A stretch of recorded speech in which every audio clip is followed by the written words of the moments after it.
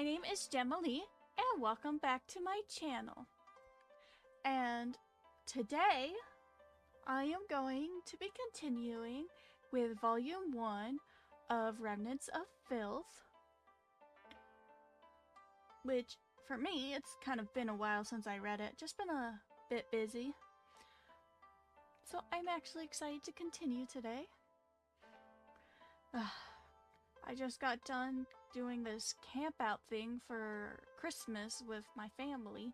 It was actually pretty fun. I also got to take a trip to Barnes & Nobles, and I got a lot more manga and a new Danmei called Thrice Married to a Salted Fish, I think it was called. It is such a pretty cover, and the art in it. Yeah, I kind of spoiled it for me with the art in it just a bit. Although I don't really think it's kind of spoiling. Story-wise, art-wise, yes. The art is so pretty. But anyway, I hope all of you guys had a good day, and I'm going to get started now. Need my book. Yeah, okay, I figured it out. We're on page 146. No, 147. Chapter 14, Shijun the Liar. Anyway, the housekeeper escorted Gumong forward. The iron chain around his neck clanked with each barefoot step he took out of the shadows. Gumong had seemed exceptionally calm the last time they met, as if he didn't feel the slightest unease within his own territory. But now, even though Gumong's face was impassive, his muscles were tense, and the keen gaze hidden behind those long lashes was full of wariness as it swept across each face in the crowd. By chance, those eyes met Moshi's. Something shifted in Moshi's heart. He knew his current circumstances were incredibly delicate. If Gumong happened to mention their previous meeting at Laomei Pavilion, though Moshi wouldn't face any dire consequences, nothing good could come of it. Yeah.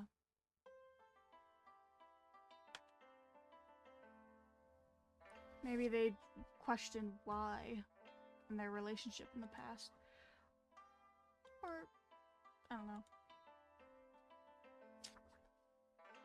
But although he knew better, some hidden place in his heart secretly howled, hoping Gumong would react to him differently than he did to the others, if only by the tiniest bit. Too bad.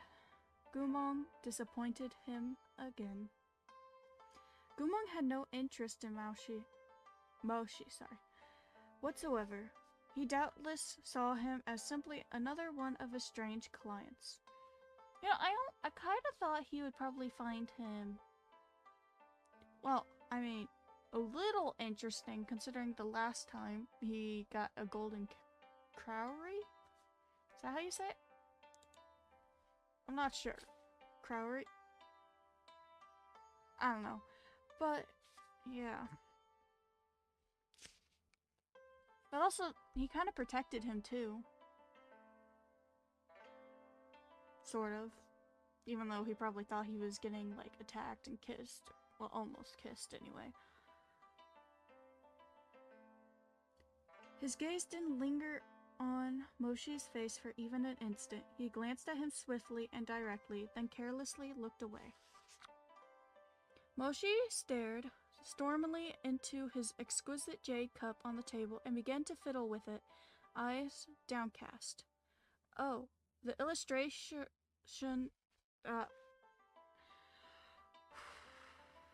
Okay. The illustrious former beast of the altar, Mulong the Yen said with an insincere smile. Why so anxious, Gumong? You've served my family ever since you were young. You're merely visiting an old haunt. What's there to be afraid of? Come. He waved Gumong over. Come here. Gumong slowly stepped forward, eyes falling upon the incense burner in front of Mulong Lien. He sneezed, seemingly irritated by the ephemera fumes coming from the censer, and quickly turned to bolt. Mulong Lien hadn't expected him to act out. Once he came to his senses, he shouted sternly, "Grab him!" Gumong's spiritual core had been destroyed, but his martial strength was still formidable. His legs whirled, violently striking a few people nearby. Then, with a push of his hand off the floor, he leapt up like a panther, dodging the servants trying to grab him, and landing steadily on the ground. Still has his reflexes. His movements were as smooth as flowing water, even without the aid of magic. They were breathtakingly powerful. Gumong sent his opponents flying with a kick. Glancing backward, he scratched his cheek, then turned to keep running. Well, a starving camel is still stronger than a horse. Likewise, the ruined General Gu is still stronger than these sorts. As Mulong Lien spoke, he shot a glance at Moshi. "Don't you agree, Xie-jun?" Moshi's arms were crossed as he leaned against the edge of his chair and ignored Mulong Lien. Instead, he watched Gumong's dodging and ducking in the hall. Gumong's martial foundation was absurdly good. It took the slaves of Wangshu Manor a great deal of effort to subdue him. By the end, they were all covered in sweat, their noses bruised and face swollen. "My lord, we've bound him. Look at all you, panting like oxen. If I didn't know any better, I'd think you were the ones whose spiritual cores had been broken, not him. Idiots." The servants hung their heads, swallowing anxiously. Fortunately, Mulong Lien didn't continue to berate them. Instead, he swept his sleeves and said impatiently, "Bring him back." Gumong was once more led to the center of the hall. Because he still refused to obey, they were compelled to bind him tightly with spells as they escorted him to the front of the dais. Dais? I don't know. I was kind of hoping he would escape. But of course that wouldn't happen. "Kneel." Gumong didn't want to kneel, so someone in the group brutally kicked him the back of his knees and crumbled to the ground. His face, neck, abdomen, and knees were tightly bound with black immortal binding ropes. His expression was confused yet furious, and his original baggy robes were now gaping open, exposing a broad swath of his pale chest. Mulong Lien stepped down from the bamboo daybed, holding the silver spoon he spoke to poke the fragrant ash. I know I said it wrong. Fragrant ash. Hopefully I don't mess up too much today. Mulong Lien stepped down from the bamboo daybed, holding the silver spoon he used to poke the fragrant ash. Bending down, he stared fixedly at Gumong. All the Changhua falls under the dominion of the Mulong name. General, where will you run? Where can you run? With that, he slapped Gumong across the face. I really don't like this guy. The sound of the strike echoed crisply. Mulong Lien hadn't held back in the least, and 5 marks immediately flushed across Gumong's cheek. His head was smacked to the side. Gumong didn't make a sound, but Moshi's lashes fluttered slightly. "I spent 2 years teaching you the rules, but you still haven't learned." Mulong Lien stood up straight, taking a sniff of the remaining fragrance on the spoon. Then he abruptly turned to look at Moshi. Xie-jun, I heard you handled your army well. When you first took over the Wangba army that Gumong left behind, there were quite a few old soldiers who wanted to rebel. But they were swayed by the oath you swore in front of the troops.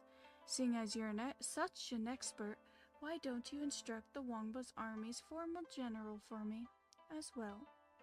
Let him learn obedience too. I don't think he wants to help you. I don't think he will, honestly. Mulong Lian waved a hand as he spoke, gesturing for the servants to drag Gumong in front of Moshi. Speaking of, he once stabbed General Mo in the chest. An apology must be offered to the General Mo sooner or later. Now, you're the executioner, and he's on your chopping block, Mulong Lian said unhurriedly. You can choose to torture him however you like. Go ahead. Gumong didn't know many complex words. Executioner, chopping block. He didn't understand them. Interesting.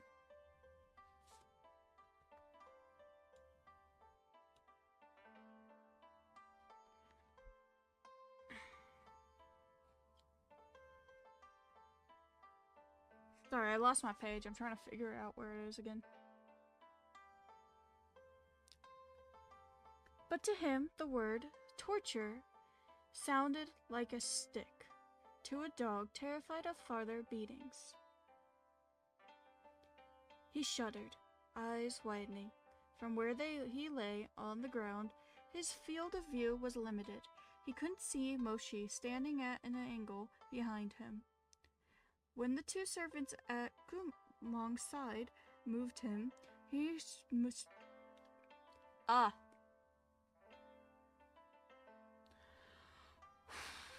Sorry, I am blowing out a breath and hoping I get this right, okay?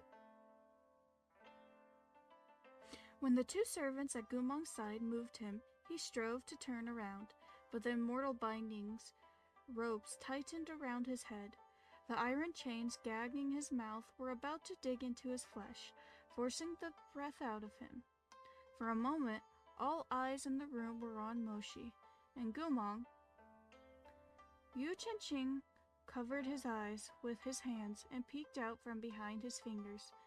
General Mo, despite the hatred and resentment you share, you can't kill him in front of me. I'm just a kid. Moshi said nothing. Slowly, he bent down on one knee, his elbow resting on his kneecap. What a... Okay.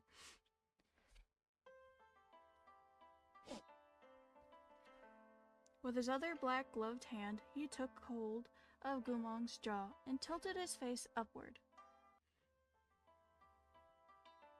Gumong had been gagged with a chain and couldn't swear at him. He could only struggle, making the iron clink as he glared. An inexplicable tremor shook Moshi's heart. He didn't understand why a layer of goose flesh ran down his back at the sight of Gumong bound in chains, his clothes in disarray. I hope it's not one of the things I'm thinking of. Moshi didn't know. Oh wait, hold on. Was it the thrill of finally trampling his prey underfoot, of watching it stick out its neck for execution? Fury at his disappointing passivity? Or was it some other emotion? Moshi didn't know, nor did he want to. His cold black pupils looked down disdainfully in the flickering light. His field of view was filled with Gumong's wretchedness, fierce yet pitiful.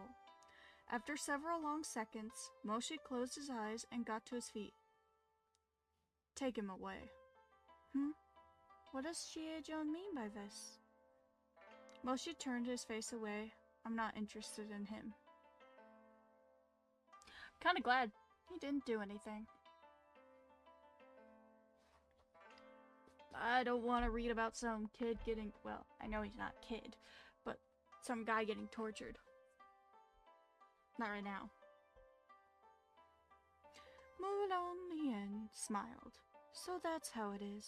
And here I thought something had poked Shiejun's sore spot, making Shiejun upset. As he spoke, he added some powder into the pipe in his hand. He narrowed his eyes and took a deep puff. His fluid gaze darted aside long again. This guy has an addiction and needs help. Well, he needed help like way before this, but like, goddamn. But Chie-jun is truly admirable.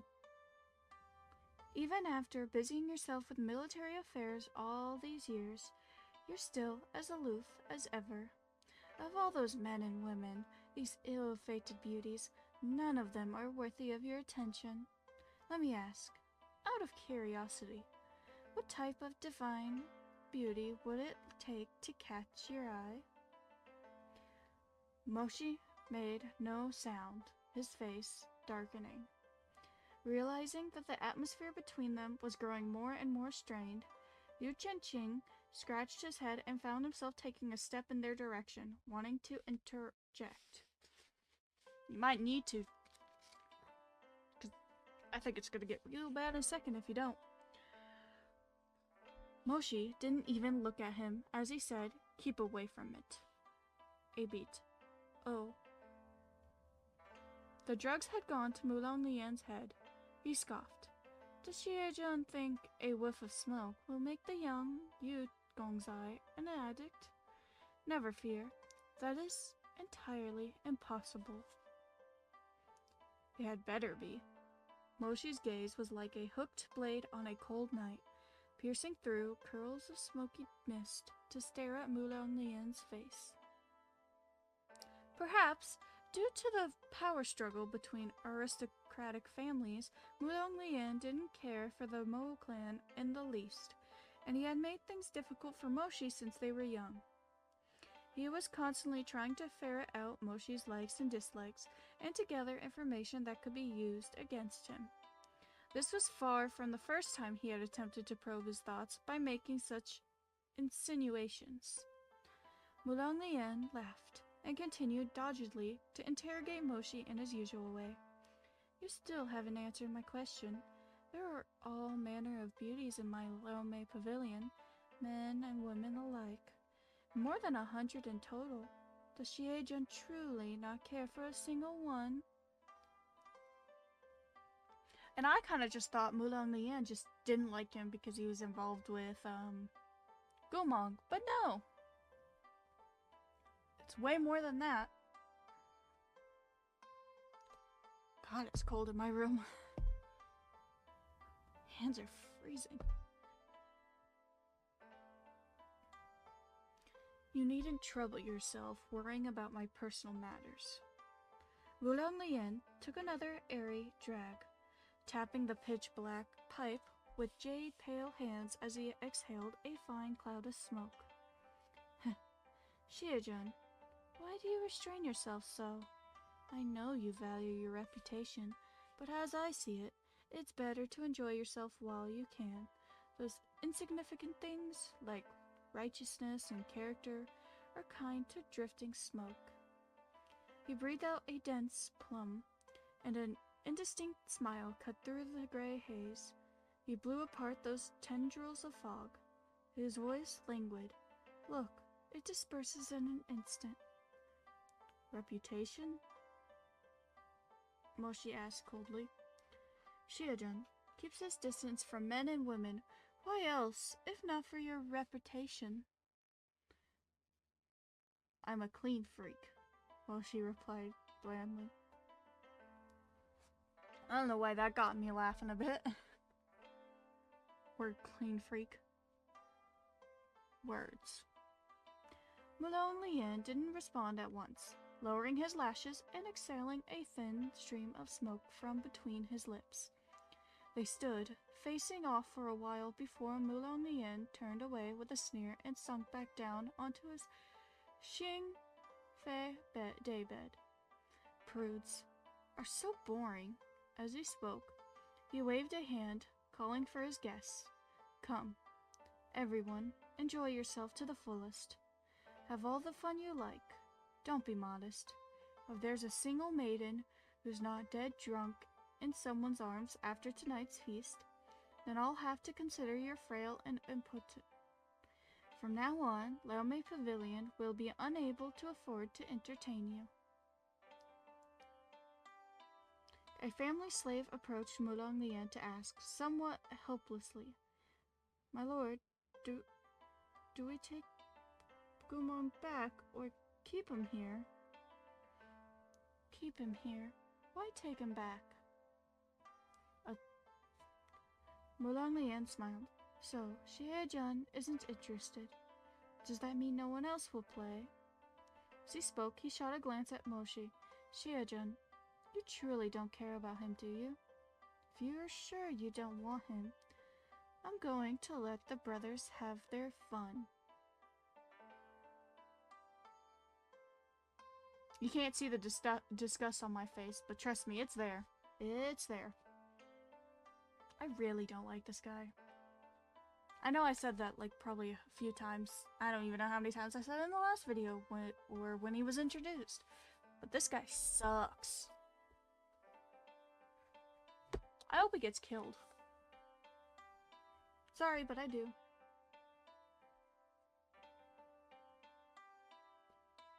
Seeing that Moshi had ignored him, once again, Mulang Lian grinned, a faint light flashing in his eyes, like shimmering snake scales.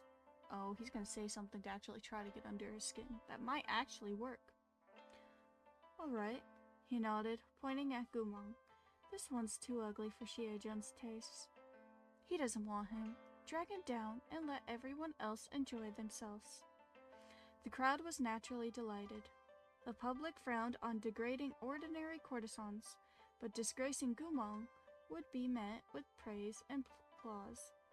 After all, it wasn't their fault Gumong had decided to be a traitor to Changhua. You know, I'm just wondering, what if he didn't decide and he was kind of forced into it? What would happen when everybody learned that... Because I feel like he didn't actually betray, but that's just me. What if he didn't and he's getting punished by all these people who treat him terribly, even compared to other people that did wrong because he's a traitor? I'm wondering how they'll react about their actions towards him. If they'll feel guilty or not.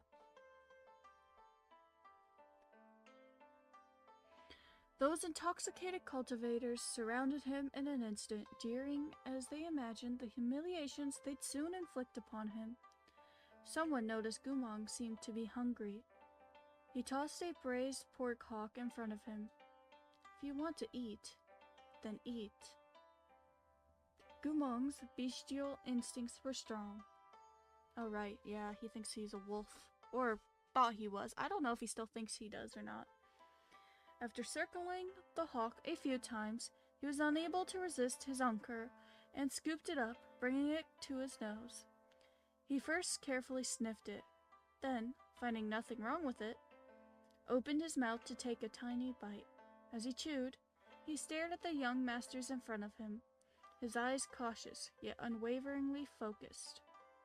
Moshi watched the scene out of the corner of his eye. His heart felt tight, and he couldn't help but turning his face even farther away. But no matter which direction he faced, the sounds were inescapable, piercing, sharp, and shrill through his ears. Ha! General Gu, they said you were a fierce beast, but you actually eat bones from the floor? The young master roared with laughter. Didn't you used to be obsessed with cleanliness back in the day? How can you want something that's already been on the floor? General Gu, where's your pride? Scorn filled the room to bursting, but Gumong didn't notice. He only gnawed intently on the hard-won pork hock. Within seconds, he had picked the bone clean. He licked his lips and looked up once more, his gaze sweeping across the malevolent mocking faces and landing on the feast table laden with plates. It was piled with little towers of braised pork hocks, big and neat and square.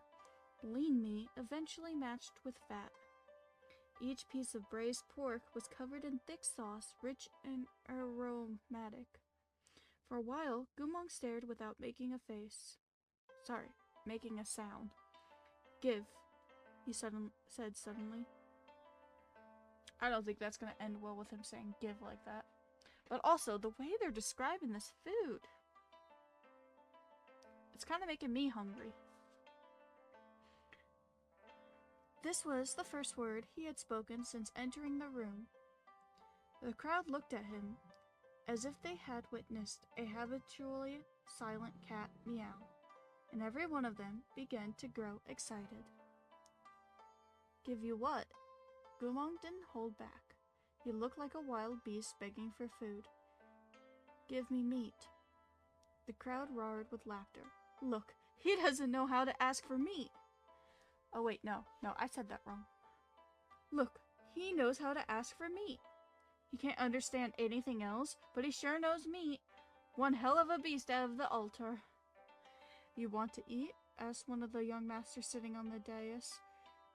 Guqin nodded. I have a feeling I'm gonna want to look away. The young master selected a morsel with jade chopsticks and passed it to him. Guqin took it, but just as he was about to bite down, the young master roared with laughter. A traitor's dog like you wants to eat meat? Keep dreaming. As he spoke, spiritual energy flickered at his fingertips, and the piece of braised pork Guqin was holding vanished in a cloud of blue-green smoke. This seemed to startle Guqin. For a while, he stared stupidly at his hands. Then for another while, he looked back and forth. In the end, he lowered his head to search the floor. Once he had finally made sure, he cocked his head in confusion. The meat's gone?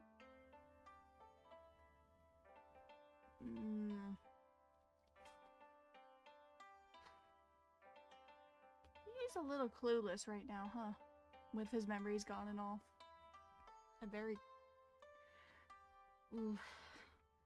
And once the crowd of people in the room began vying to outdo each other to mock him. Isn't it easy to get food? Someone mixed wine with vinegar, sauce and grease in a wine cup and passed it to him, snickering. Come, try some of this. It's a splendid vintage. Guqin had been starved and parched for so long, even though he didn't trust these people, he still took the wine cup and sniffed it. Finding the smell a little odd, he gave it a cautious lick.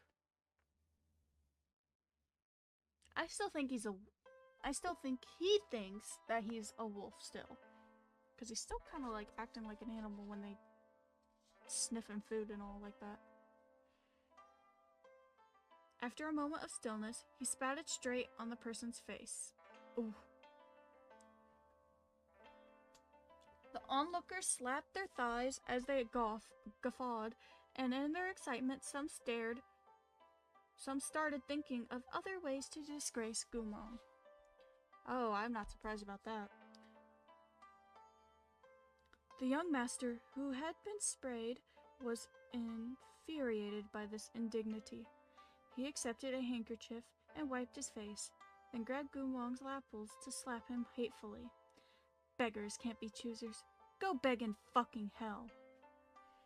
As soon as Guqin was hit, he wanted to fight back, but along with his mind, the Lao Kingdom had destroyed his valiant spiritual energy. He was no match for this cultivator. Those chains restrained him nigh instantly, clanking as he struggled vainly against them. He could do nothing but glare daggers at his opponent.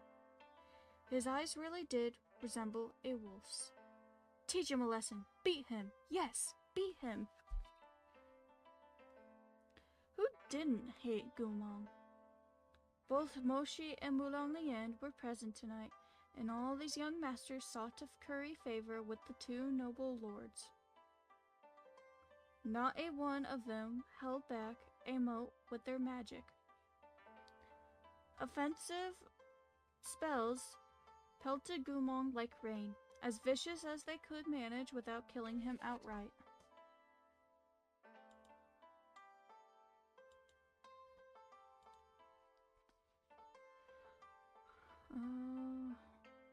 Guqin was breathless under the onslaught. He didn't understand why these people hated him so. He wanted to speak, but his mouth was full of blood. Still unsatisfied, some of the young masters retrieved the wine cup from before. Don't tell me they're gonna make him force him to eat that. And spat into it a few times. Then they grabbed Gumong's chin and shouted, "Open up, you better swallow." Ugh. Oh, I feel like throwing up. Yeah, I feel like throwing up. Ooh. Second time I felt like that today. Ugh. I really don't want to think of that. Drink. If you don't drink it at all, you're not leaving tonight. I'm afraid to continue because I hope they do not just. I still feel like throwing up. Jesus. I hope they do not describe the scene in detail with that.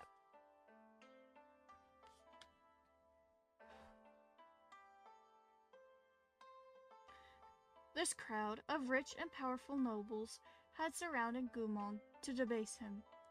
Because they wanted to impress Shiejun, they strove all the harder to torment him.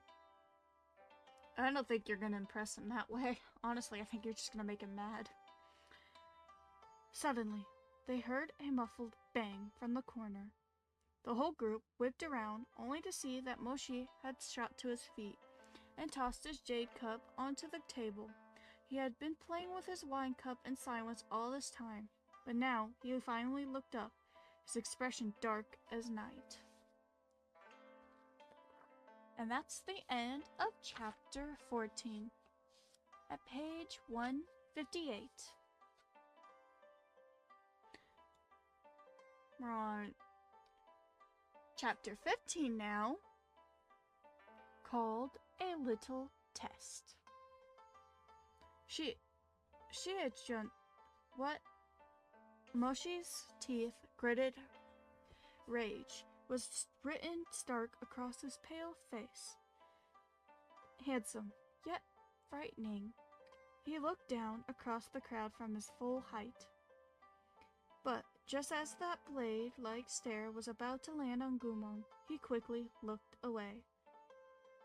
Shiejun? Mulong Lian also cast him a sidelong glance.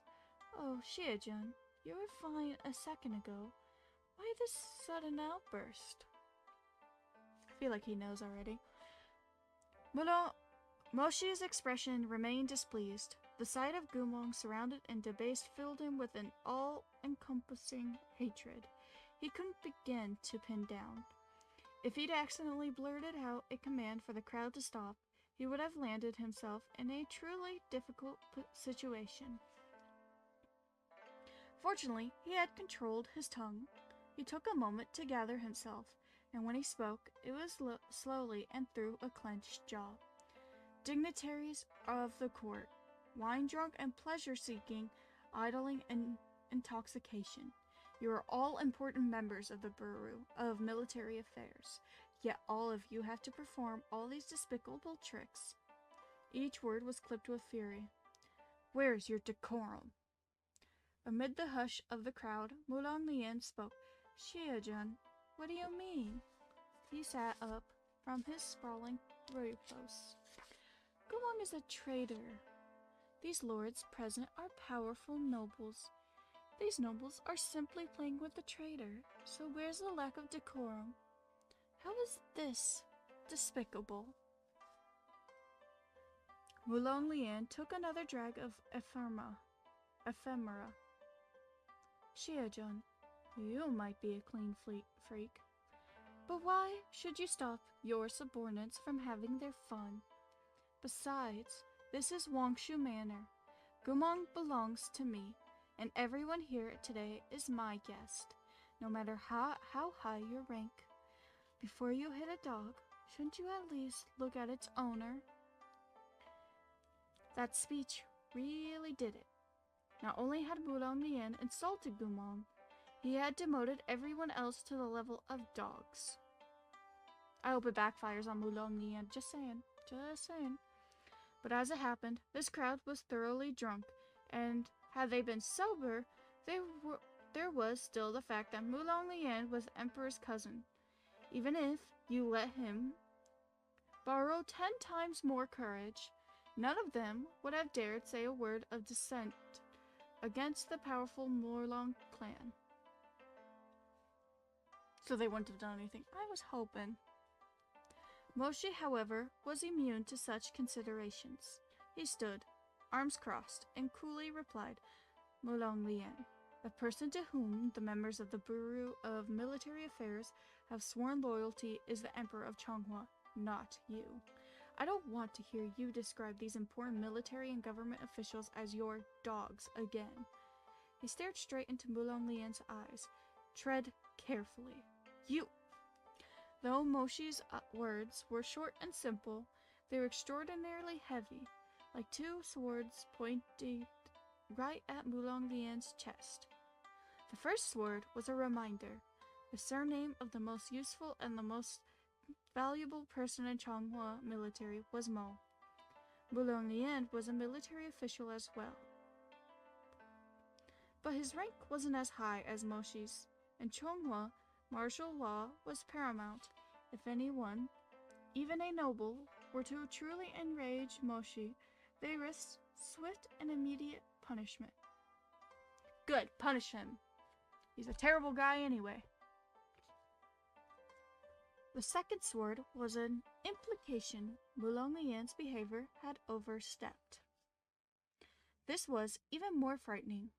It was said that back in the day, Mulong Lian's father had participated in a power struggle between Di and Shu sons, which, as a footnote, born of the first or official wife, Di sons are direct heirs in matter of inheritance. Shu sons, born of other wives or concubines, are ranked second, if at all.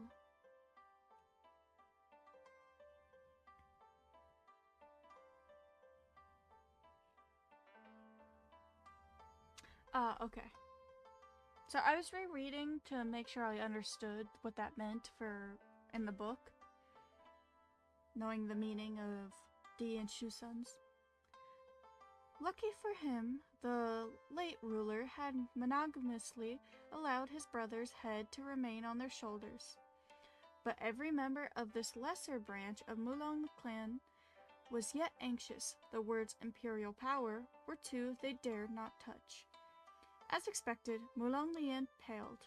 Only after a spell did he manage to regain his poise. Good, good.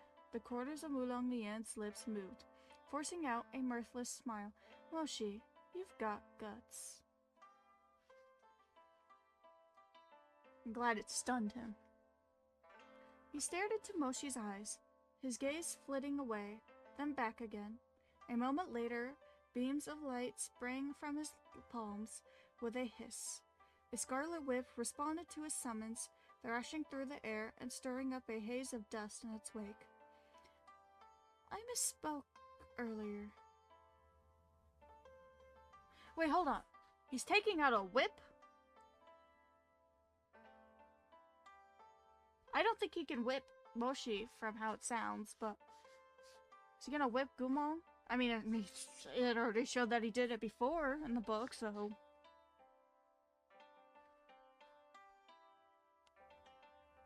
Mulong Lian paced around Moshi, whip in hand, his eyes flashing with jealous light. Xiajun disciplines his subordinates with exacting control. Consider me to be, at last, enlightened. Thus, his eyes gleamed with the faint, flashing light of the whip.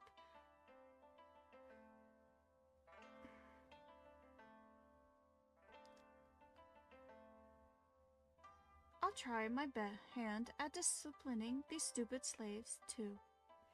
His voice echoed in the hall as blood-red spiritual whip swam out like a snake, pitilessly striking down upon the slaves standing anxiously in the corner. They screamed.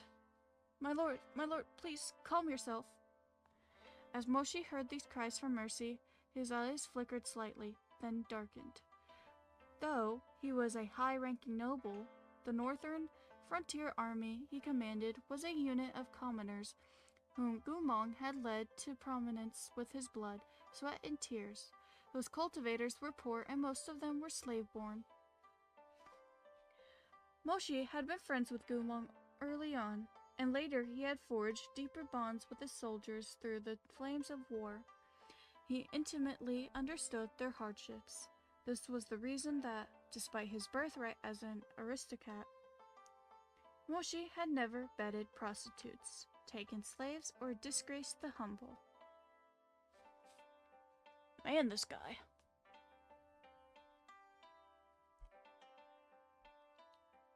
After Gumong stabbed Moshi, the emperor had sought to prevent the rise of any additional traitors once and for all.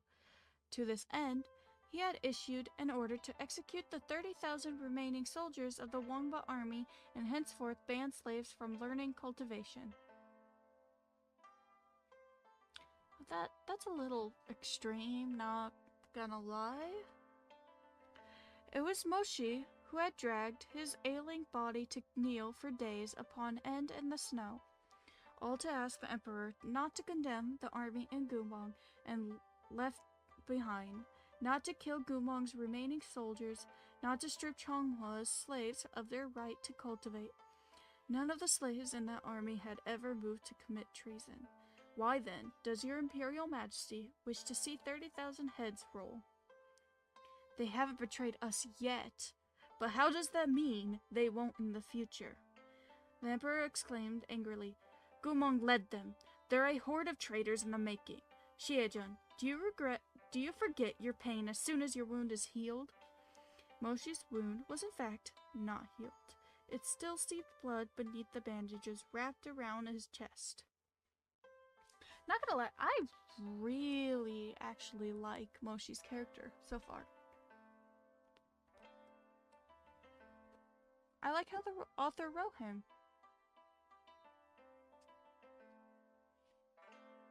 But he still remembered something Gumong had said to him when they were young.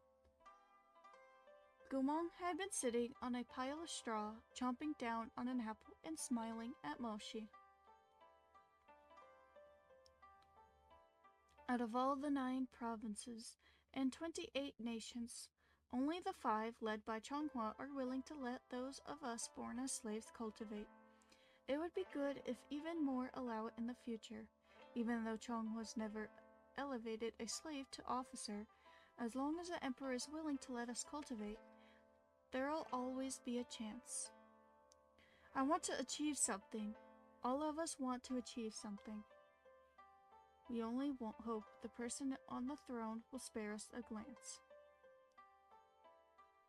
Moshi closed his eyes as he spoke. I ask your Imperial Majesty to allow me to take responsibility for these 30,000 slave soldiers. The emperor burst out laughing. Let you, a pure-blooded noble, take charge of Gumong's army of riffraff? How would you lead them? Would they accept you? Not to mention, how could you promise us those beasts won't target the throne of Chonghua like their former master? Moshi stared straight into the emperor's eyes. I'm willing to take the vow of calamity. The emperor startled. What did you say? I will take the vow of calamity.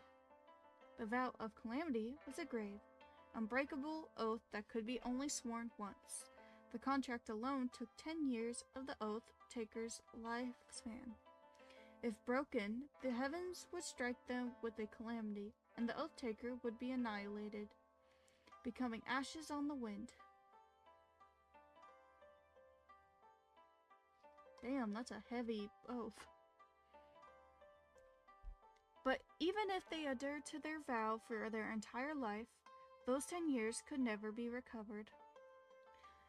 Given the ruthlessness of these terms, precious few people on Earth would ever take that vow. But Moshi did. He pledged an oath on 10 years of his life, swearing to never let those slave-born soldiers rebel, and swearing that he would be loyal to Chonghua and its emperor for a long time. A lifetime, not long time. Also, Gumong's treason wouldn't result in more innocent bloodshed.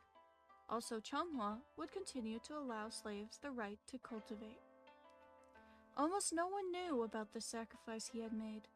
All they knew was that the emperor was suddenly possessed by a strange whim and handed command of the Wangba army that Gumong left behind to a pure-blooded noble. When Moshi took up his post, the soldiers of Wangba army had called him stepdad behind his back.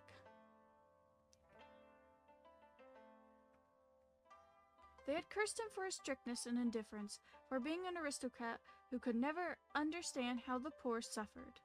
None of them knew what this noble young master who didn't understand their suffering had secretly sacrificed to keep them alive, to ensure those born with Gumong's same status wouldn't be condemned to a lifetime of powerlessness from the day they were born.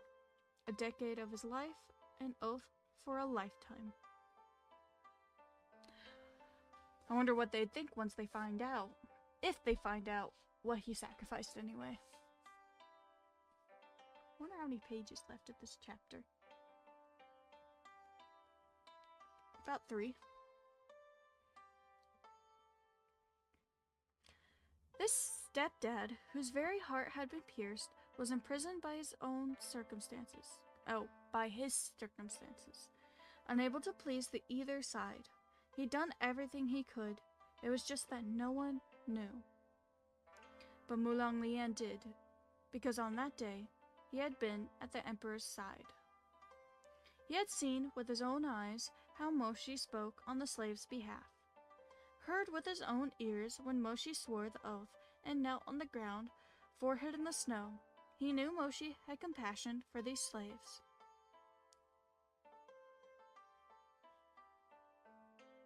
And that's why he's torturing them. Of course that's why he's torturing his own slaves.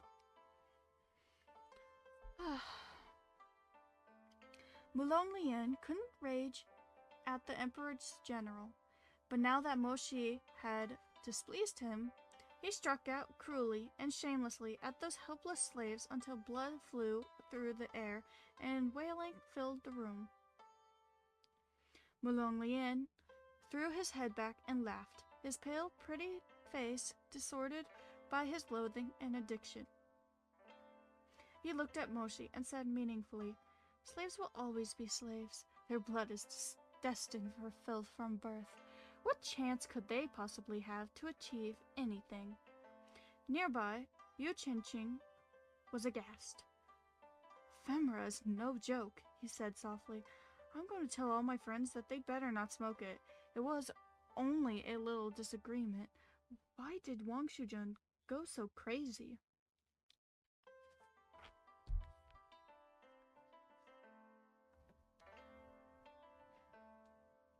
Sorry, I'm getting a little comfortable. My back is getting a little stiff.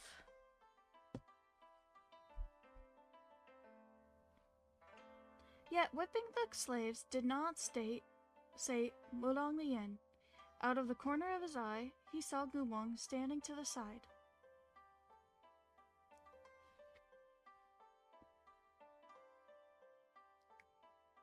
Mulong Lian was Gumong's former master. For years, he had noticed every detail of his interaction with Moshi. Although he had no evidence, he had always felt that something about Moshi and Gumong's relationship wasn't quite right.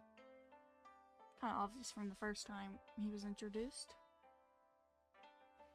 Like, actually shown in the book, not just talked about. Gumong didn't have time to react before the whip had wrapped around his waist. Caught off guard, he was easily jerked before Mulong Lian. I knew he was gonna go for him at some point. This guy's crazy. Mulong Lian grabbed Gumong's chin and wrenched his face toward Moshi. Those sultry eyes were filled with malice. "Come here, Gumong. Look at this man in front of you. Do you recognize him?" Gumong blinked with bestial wariness. I have never heard that word before. "It's fine if you've forgotten him. Let me tell you this. Even if you didn't say it back then, I could tell. You might have called me master out loud, but in your heart, you wanted to renounce the Mulong family, to get on all fours like a dog for this Mo Gongshai." Moshi's expression darkened. Mulong Lian, have you lost your mind? How have I lost my mind? I don't know, I could probably list a couple reasons that show.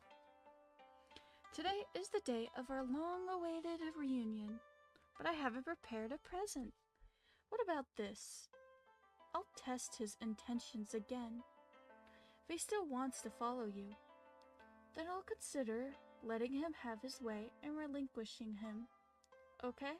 Wulong Lian looped an arm over Gumong's shoulder and leaned against him. I've even thought of how to test him. Here, Wulong Lian! Wulong Lian had long since been thoroughly intoxicated by the fumes of ephemera. He brought a finger to his lips and wagged it. Shh, don't get mad. Let me finish. I promise, it's very interesting. I bet it's not interesting and just very fucked up.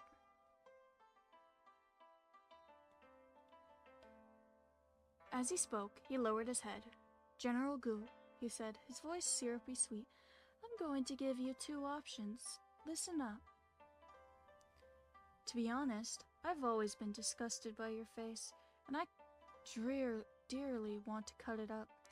But if you can help me, he drunkenly pointed at Moshi, if you can help me cut off one of his arms. Smiling, he told Gumong in a stage whisper, I'll spare you. These words shocked a measure of sobriety into the drunken guests. Their bleary eyes widened in astonishment as they stared at the trio before him. Wait, is he trying to get Gumong to cut off one of Moshi's arms?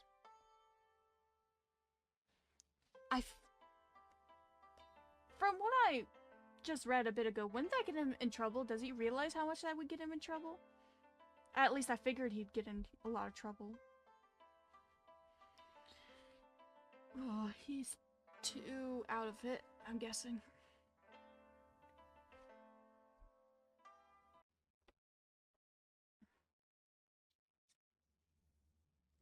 What did Wang Shujun say? He wants General Mo's arm? Yu Ching slapped his forehead, grumbling, I shouldn't have come.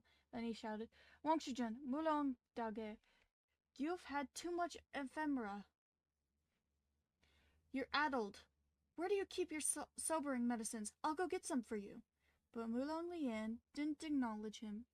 He draped himself over the ignorant Gumong, grinning. So, Gumong, will you do it? As Mulong Lian finished speaking, the spiritual whip in his hand transformed into a dagger gleaming with cold light. He held it up to Gumong's cheek. The thing is, I can't tell if Gumong would actually do this or not, considering he has no memories of this guy whatsoever. Do you think he's gonna actually try to cut his arm? I don't think he'll succeed if he does try. But do you think he will? At least try?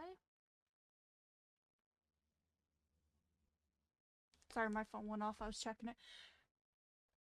I don't know.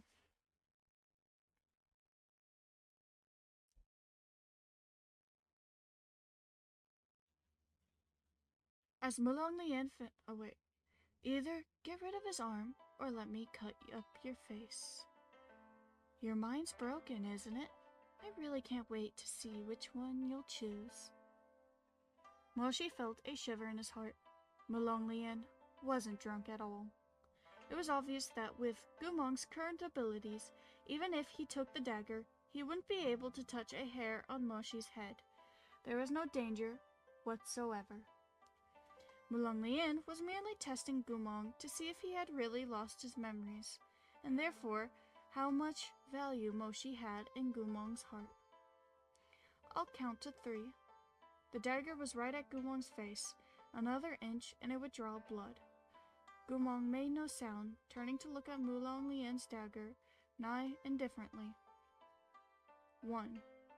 Moshi's heart beat sped up. He wanted more than anything to stop Mulong Lian in this instant, but on the other hand, He couldn't help but wonder what exactly Gumong would do. In truth, Moshi had his suspicions. He, too, had considered the possibility that Gumong's apparent mental deterioration might be a facade. If Gumong's mind really was broken, running on bestial instinct, then he wouldn't hesitate for a second. If, as Li Wei said, Gumong really believed himself to be a wolf, given the choice between self-harm and harming another, he would no doubt choose the latter. The only thing is if Gumong actually betrayed the whole place, and considering he stabbed Moshi before, he would try to harm Moshi again. At least if we're going from what Moshi thinks, that Gumong does not care at all about him and whatever, and betrayed him. Obviously we don't know if that's true or not yet, but if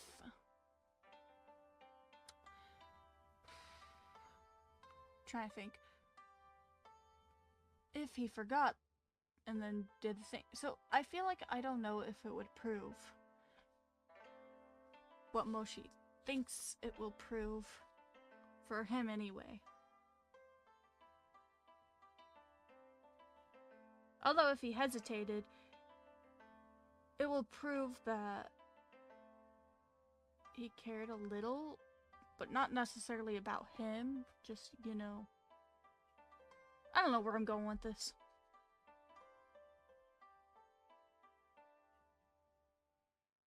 Then why had Gumong still not moved to attack? The atmosphere grew even more tense. Mulong Lian was smiling. Yu Chengqing was shouting. The crowd was pleading. Smoke wound through the room, making for a surreal and strange scene. Memories of Gumong's face rose before Moshi's eyes. Calm, beaming, concerned, icy. They swam past in fantastical shapes, like the flashing scales of a massive fish. The light glancing off each scale was a silhouette of Gumong from the past, floating up like a dream. Long time no see, Moshidi. Can I sit with you? Would you like to rot with me? I really will kill you.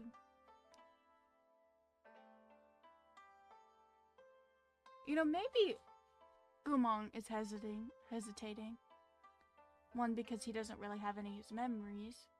And so I don't think it's definitely, you know, because he cares about him. But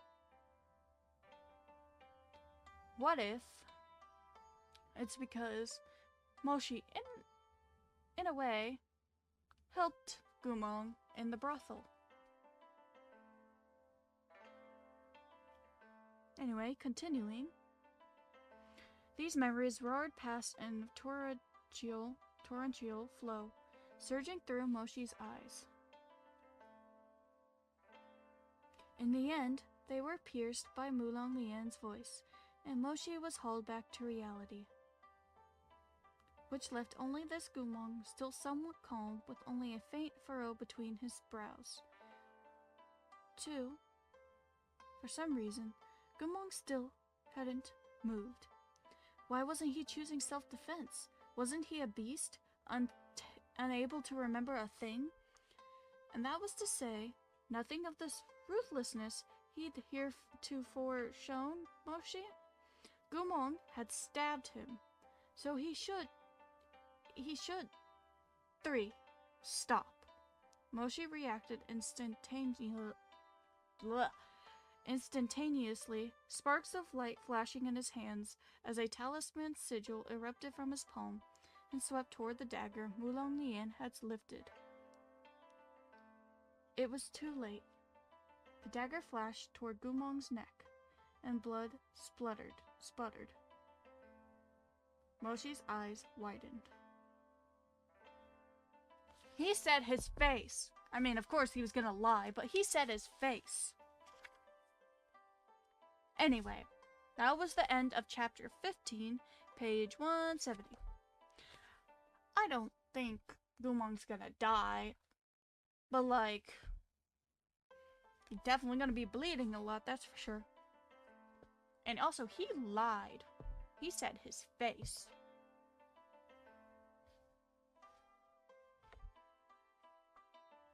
I wonder if he would actually keep his word if, sorry, I dropped my book. I wonder if I don't think he would have actually kept his word if,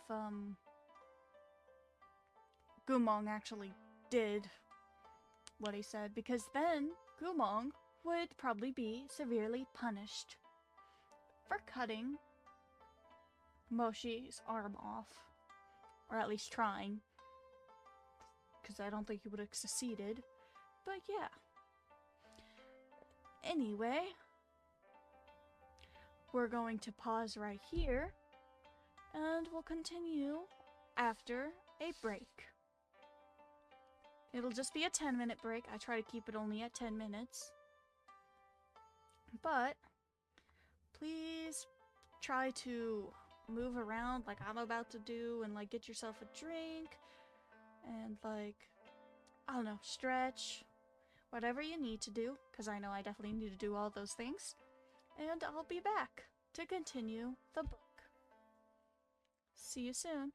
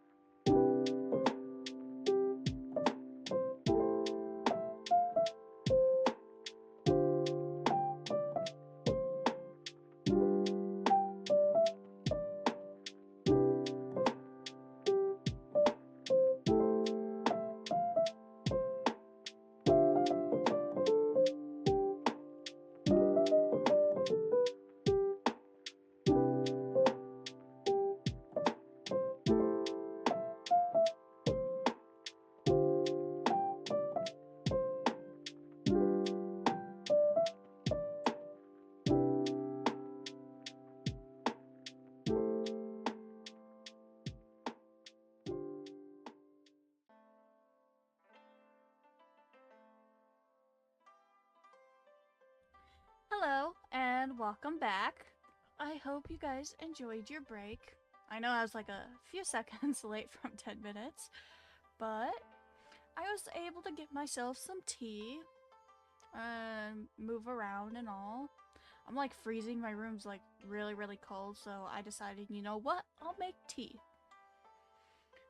I haven't made tea in a while. Not that I don't want to, I just kind of forget that I have a teapot and that I want to. But I made myself some salted caramel black tea. With no sugar, only because I don't have sugar. I need to get some. It doesn't taste bad with sugar, but it definitely does taste better with sugar. Okay, now I'm just ranting. But yeah. So I got that. Can't drink it yet because it still needs to, like, get the tea bag to finish up in there. But it's ready for me. It'll be ready for me soon. But anyway, I need to stop ranting. Or is it called ranting? Or just, I don't know, talking about my tea too much. Anyway, let's continue. On page 171, chapter 16, called Suspicion. Blood dripped down. Mulong Lian clamped a hand over his arm, but his silk robes were soon soaked through. Scarlet seeped between his fingers. The tenants paled at the sight of it, stuttering, My lord.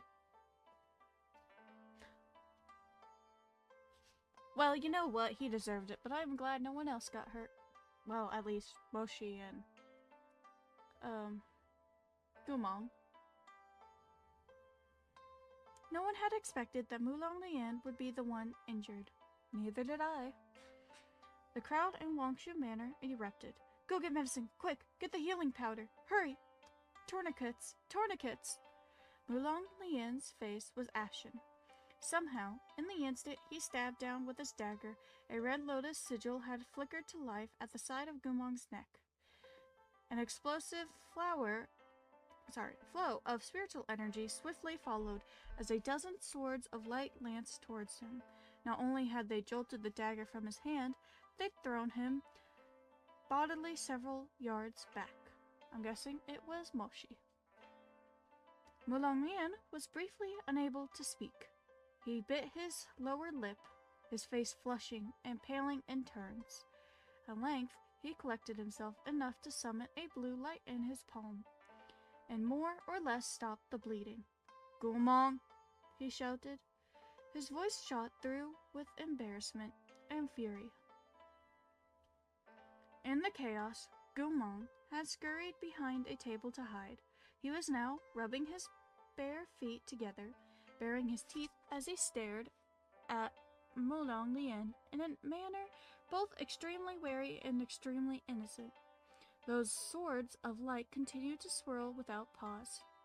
They completely surrounded him and protected him within the heart of the ray.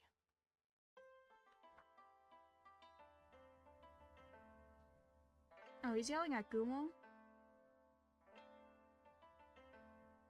What if it wasn't Moshi and he just has like a protected sigil on his neck? Because I don't think Gumong could have done this, considering, isn't his spiritual court gone? He can't, like, do spells, can he?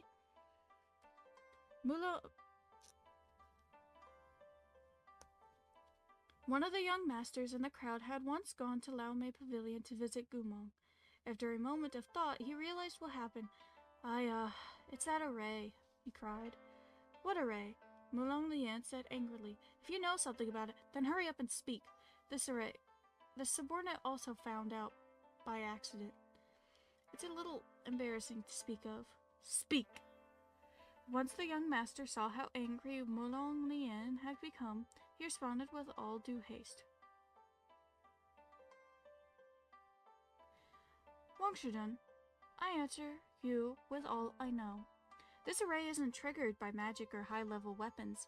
However, if you summon an ordinary weapon, or kick or punch Gumong, he'll get scared, and a bunch of those light swords will burst from his body. And having reached this point, he was somewhat sheepish, and he braced himself to finish. That's why, despite how long Gumong's been at Danmei Pavilion, no one can really lay a hand on him. Thank God for that. Well, I guess he would have probably been killed by now. Or badly damaged anyways. If he didn't have this thing, so... Mulong Lian was still enraged. He glared malevolently at Gumong across the table. What kind of idiotic, ridiculous ray is that? That young master shook his head. Gumong used to be a goddamn genius with magic. Who knows how many spells he invented back in the day? Many of them had no purpose other than to make girls giggle. And this might be something he made for fun way back then. When the young master said this, the rest of the crowd remembered. To this day, one could find scrolls covered in Gumong's randomly scribbled spells within the Cultivation Academy's libraries. The spells were all for things like instantly warming a cold plate of food, turning yourself into a cat for as long as a stick of incense took to burn, and even conjuring a ball of flame to hold in your arms for warmth in the winter. You know, if this is connected to, Urha, why have I never seen them use some of these spells? That would have been kind of cool. I hope they use some of these spells in this book. The one most well-known spell was named, I agree with the general. It was said that when Gumong first enlisted, he had liked to skip out on those tedious military meetings.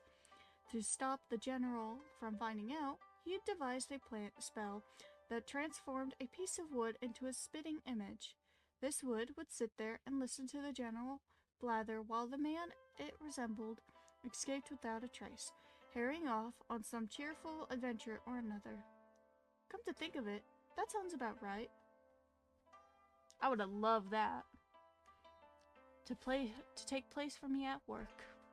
Although I don't think it could actually do the work, so probably it wouldn't work. Like I'd like it to. Right? It protects against punches and kicks, but it doesn't block magic. It's totally absurd. Obviously not a serious protective array. That rascal Gumong just liked to mess around. But you've really got to hand it to him. That pointless little spell actually did end up protecting him, someone laughed. Without it, he'd have been fucked to death ages ago. There are tons of people in Changhua who want him on his back after all. Too bad no one can break through this array. Yu Chenqing scratched his head. Damn. What kind of array is that? He mumbled. Array of the untouchable flower? Give me a break. Gumong, the untouchable flower? Another young master started laughing and quietly quipped at Yu Chenqing. Why not go ahead and make it a couplet? Gumong, the untouchable flower. Yu Chenqing repeated, fully invested. Then what's the second line? General Mo, the faithless philanderer.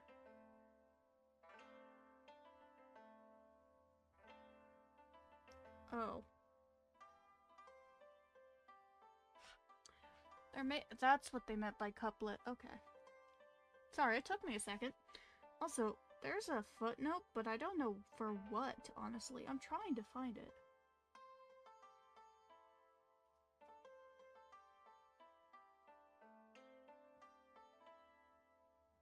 I didn't realize there was one, so I don't know what word it goes to.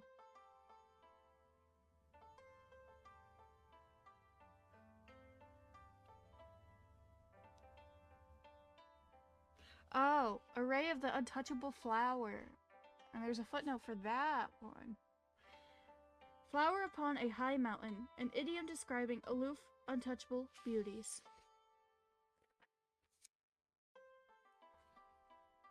Yu Chenqing slapped his thigh and burst out laughing.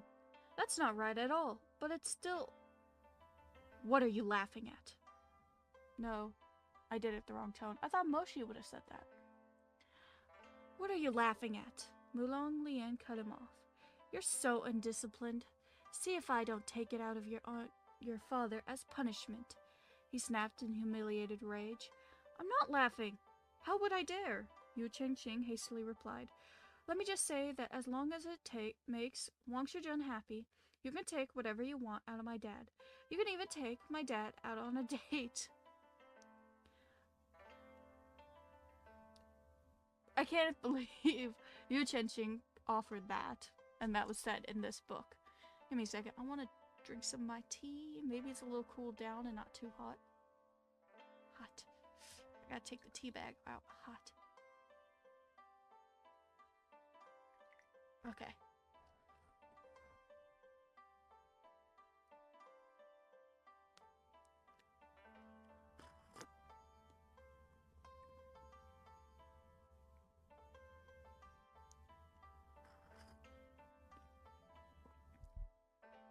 I know it looks awkward on the thing, but not bad. Not too hot. Still, just a little hot. I almost burned my tongue a bit.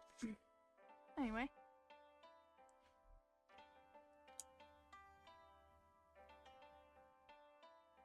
I lost my place.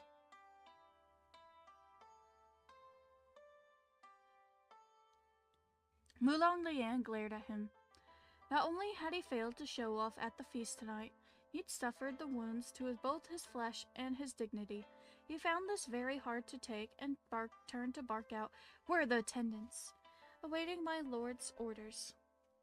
Mulong Lian pointed at Gumong with a sweep of his sleeves. Take the stupid pig away. I don't want to see him again. And go get some more sensible and intelligent people from the Laomei Pavilion. As for his punishment... Mulong Lian ground his teeth, shooting a sidelong glance at Moshi. For some reason, ever since Moshi had seen the ray, his expression had been a little strange. His eyes had returned to the side of Gumong's neck several times. General Mo, have you nothing to say? Moshi returned to his senses and looked away from Gumong, crossing his arms. Didn't Wang Shujun plan to give in and relinquish Gumong to my care? He asked indifferently. Oh yeah, I forgot he said that. Also, that probably means, not saying he's over the betrayal, but like maybe he's calmed down considering he was getting all crazy thinking Gumong was probably getting, well, you know, all the time without getting paid for it, but yeah. Mulong Lian was momentarily startled. Then he said, without an ounce of shame, I didn't mean it. His Imperial Majesty decreed that I would be the one to punish him. How could he so easily change owners? Moshi had already known that Mulong Lian never kept his promises. The saying, a gentleman's word is worth its weight in gold, was more or less bullshit when it came to this man. Besides, that promise had been farcical? I'm gonna go with farcical. From the start, unless the Emperor personally retracted his decree, no one could move to change it. Moshi looked up and met Mulong Lian's overbearing gaze. If that's the case, he said, Wang Shujun should deal with his own people. Why bother asking me? Yeah, I actually am curious why he's asking him. As you say, Mulong Lian smirked and turned to give instructions. Take him away, give him 80 lashes as a reward, and reduce his food and drink for a month. After a pause, he added another malicious sentence. If he starves to death, well, whose fault is that? Yours? I would assume. Not that you care. Gumong was escorted away, and the servants at Wangshu Manor came to clean up the table that had been thrown into disarray. They laid out a few fresh platters of food, allowing the feast to resume. Amid the murmurs of discussion, only Moshi said nothing. When the wine cups and chips for drinking games once more rose around him, he looked up again. staring in the direction Gumong had been taken with a complicated expression. In the shadows, where no one else could see, his fingers slowly clenched into a fist. Moshi didn't like to drink and hated being hungover. Never been hungover, so I can't really say much. I wonder, I don't want to experience it because of all the things that I've heard of, but I do wonder how it feels to be hungover.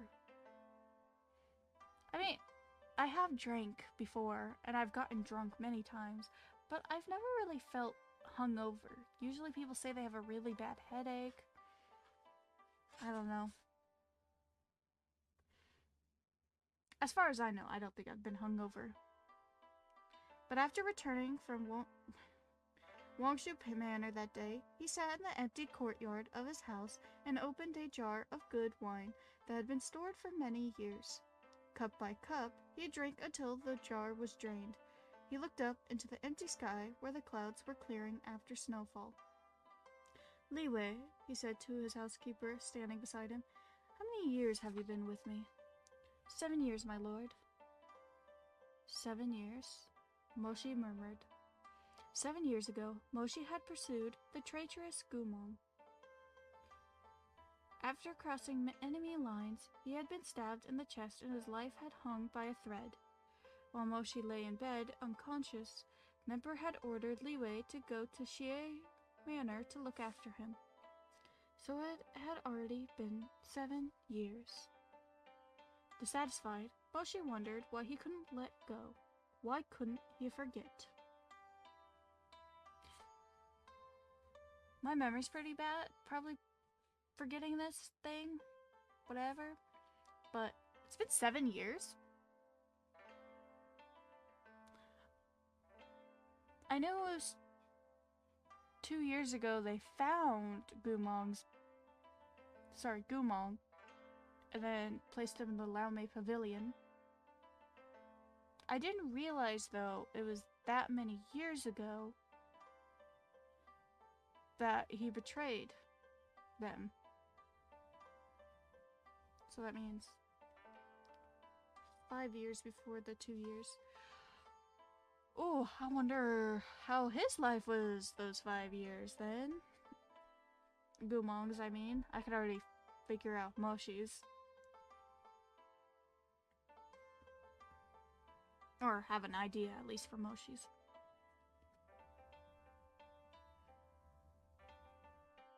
Drinking so much wine inevitably leads to a degree of inebriation.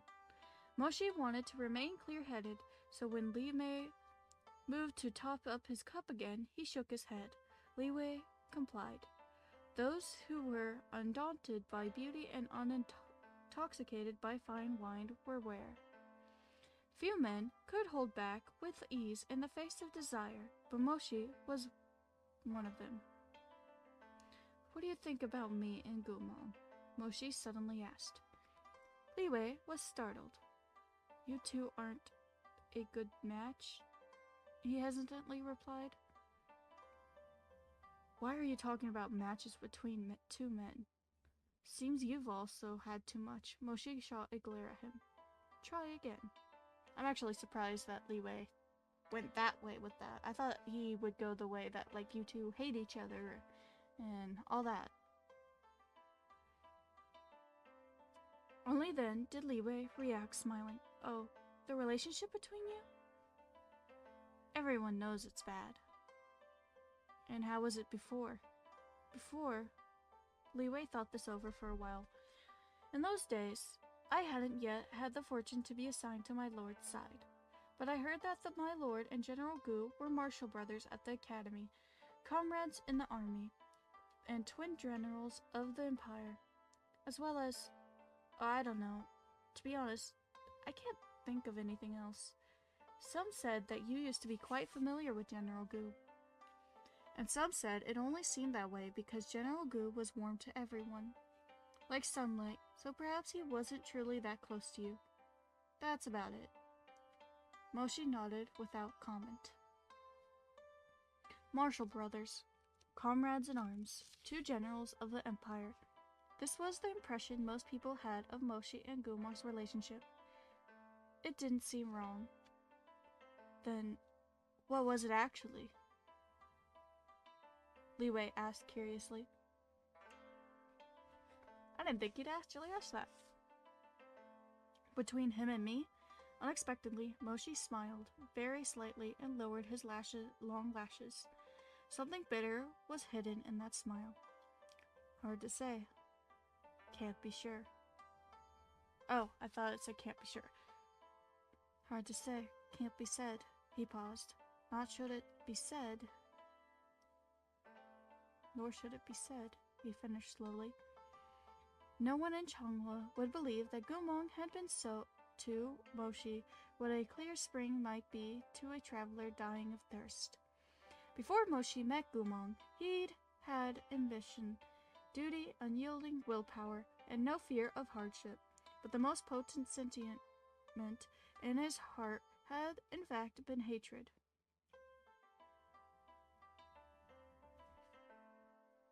I keep messing up on my words today. I don't know what is going on with me.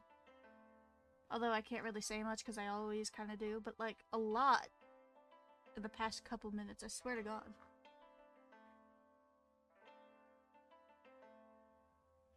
In Moshi's youth, he had treated everyone with earnest sincerity, but what had he received in exchange? His father's death in battle, his mother's betrayal, his uncle's usurpation, and every one of the servants better at taking his uncle's hints than the last.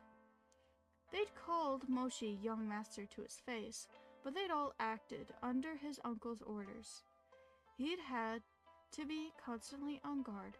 There had no one he could trust. He didn't know what he had done wrong to make fate treat him so harshly. That was when he met Gumong.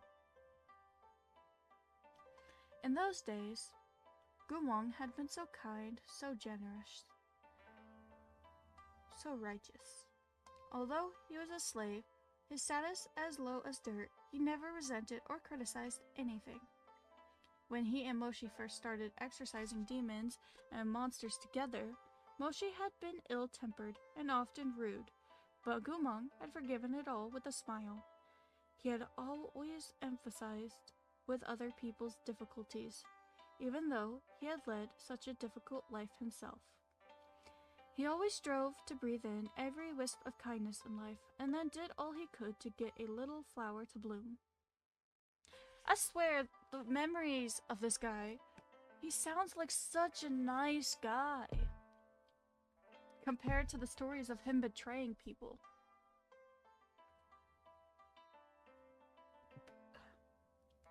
That time Gumong impersonated Mulong Lian to buy medicine, he knew he would be punished, that he might even lose the right to cultivate at the academy, but he had still been determined to do it, and afterward, as he knelt in the cultivation academy penitence pavilion, Gumong hadn't defended himself at all, had only shamelessly said that he felt it would be fun.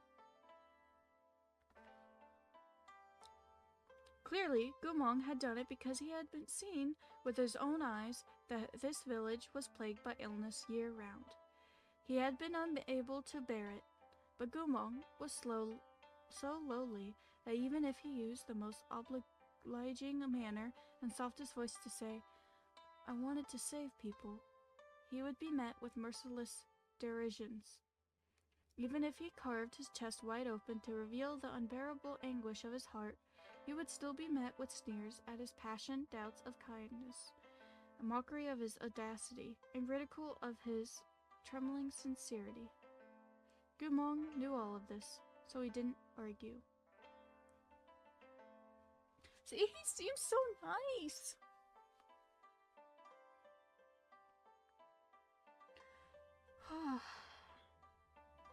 This guy's life sucks. Just... man. It was said that in prominence, one should focus on the people. In obscurity, one should focus on oneself. Footnote for that, by the way. From Jinxing 1, I think. by Confucian philosopher Mencius. Okay. Gumong's circumstances were fundamentally bleak and obscure. He was nothing but a slave from Wangshu Manor. But instead of worrying over where he'd get his next meal or how to win the favor of his lord, he took up the burden of helping the dying and healing the injured. What an audacious fool.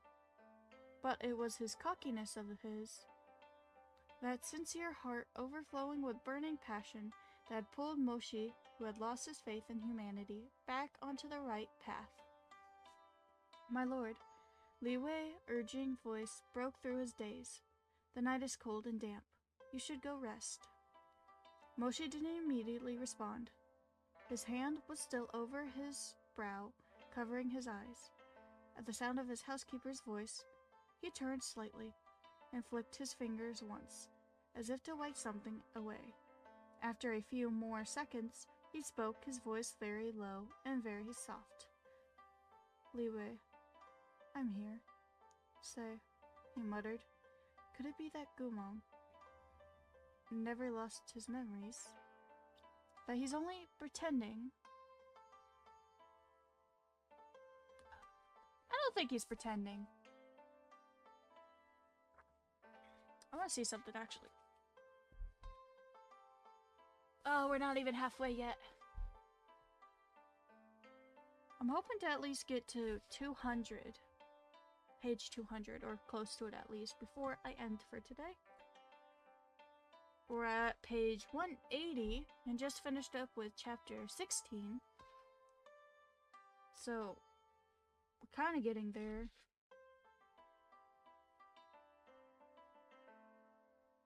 But still kind of far. If I wanted to finish a chapter, like, if I start on chapter... Hold on. So we're gonna start chapter 17, which is called Scruffy Beauty. Then I'd have to finish... Then chapter 18 starts on 192. And it would end at 205. You know, I'll probably do that. Yeah, I'll probably do that. Anyway. Chapter 17, Scruffy Beauty. Startled, Li Wei asked, What? Moshi's head was still bowed. His chiseled features were hidden in the shadow of his hand, and his low voice was slightly nasal as he spoke. Maybe he still remembers some things. Maybe his mind wasn't wholly damaged. Maybe he's only pretending. How could that be? Li Wei's eyes widened. Gumong's illness was diagnosed by Shenong Terrace, and Changhua's foremost physician, imperial healer Zhang, came to assess him himself. His core shattered. He lost 2 souls. His mind is broken. He thinks he's a wolf. Have you ever seen a wolf who would rather allow himself to be hurt than hurt another? Li Wei was shocked stiff. Was he hallucinating? The rims of Xiejun's eyes were a little red and wet. What brings my lord to say this? Moshi closed his eyes. His ire wasn't directed at Li Wei. He simply didn't wish to hear any more about how Gumong didn't remember anything. I guess it would suck the one person that you thought betrayed you can't remember anything they did to you. Drink some of my tea.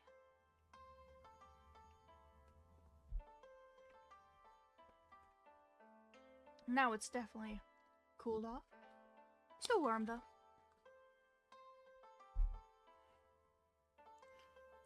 At Wangshu Manor, Mulong Lian gave him 2 options. Slice off one of my arms or let his face be cut. Moshi turned, gazing at the shadows of the rustling trees. After a long interval, he murmured he chose the latter. Liwei stared, speechless. Tell me, what kind of wolf make that decision? Liwei thought. Tell you? What am I supposed to tell you? Have you seen that temper of yours? If I said Gumong might not have understood Wang Shujun's question, you'd leap to your feet and kick me to death. Hold on.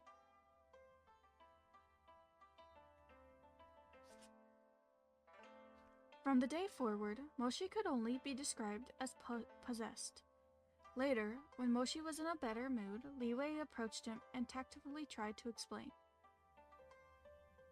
I'm surprised he just even brought it up again. I wouldn't, if I thought this guy would have been in a bad mood bringing it up at all. Gumong's mind really has deteriorated. There are many words he can't understand, and communicating with him is like communicating with a 3-year-old child. Any one sentence may have to be repeated multiple times. However, Moshi couldn't relinquish this faint silver of hope. In the end, Liwei had no other choice. Then, my lord, why don't you ask Shenong Terrace for confirmation? Moshi didn't respond right away. Many of those in Shenong Terrace reported to Mulong Lian, so he was reluctant to visit. Oh, yeah, makes sense. I'm not saying that in a sarcastic way. I'm actually like, yeah, that makes sense. I wouldn't want to go talk to people connected to that jerk.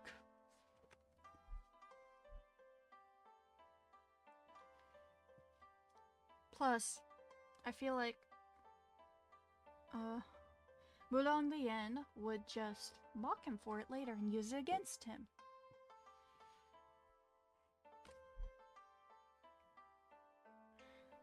Medicine Master Jiang was aloof and blunt, and Moshi's impression of him wasn't especially favorable. But in the end, he couldn't bear the torment in his heart, and I went to pay him a visit.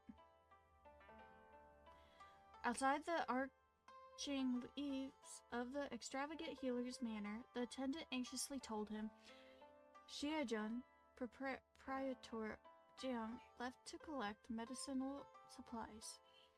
When will he return? The proprietor doesn't set dates for his trips, so it may be a few days or it might be a few months. Did he say where he went? When the proprietor goes out to collect ingredients for medicine, he roams the whole nation. Moshi was rendered speechless. As he watched the attendant's head wobble back and forth, he could only nod, turn his nose around, and go back to his manor. Perhaps his obsession ran too deep. He was preoccupied with Gumong all day. In his sleep that night, Moshi dreamed. Of Gumong again? Ooh, do we get to see his dream? In that hazy dream, he somehow returned to a day many years ago. The day when he finally understood his feelings and had to confess without a moment's delay. Ooh, we get to read a confession scene! That'd be nice. It was a silent night in the garrison on the frontier. Moshi was very young, not yet 20. He wasn't yet the indomitable Xiejun, and Gumong was still under Mulong Lian's control, having not yet made a name for himself. They had fought a fierce battle against the Lao kingdom, and many soldiers had died. While Moshi was packing up the belongings of his fallen comrades, he stumbled across a love letter. He clutched the unsent letter, staring vacantly at it for a long time. Moshi's family was dogged by misfortune. Since his youth, he had only ever known treachery and deceit, betrayal and manipulation. This was the first time he had witnessed sincere and passionate love. The cultivator who had died in battle was a coarse man who hadn't even liked reading books. But amid the fires of war, he had carefully, earnestly written this long letter, word by word. The letter didn't mention the suffering of battle or the merits he'd won, but rather the mole at the tip of the girl's brow and new seedlings planted in a courtyard. When the flowers bloom splendid next year, I'll play the Xiao while Xiaoyan sings clear. Footnote: a variation upon Southern Song Dynasty poet Jiang Kui's quatrain across the Chuihong Bridge.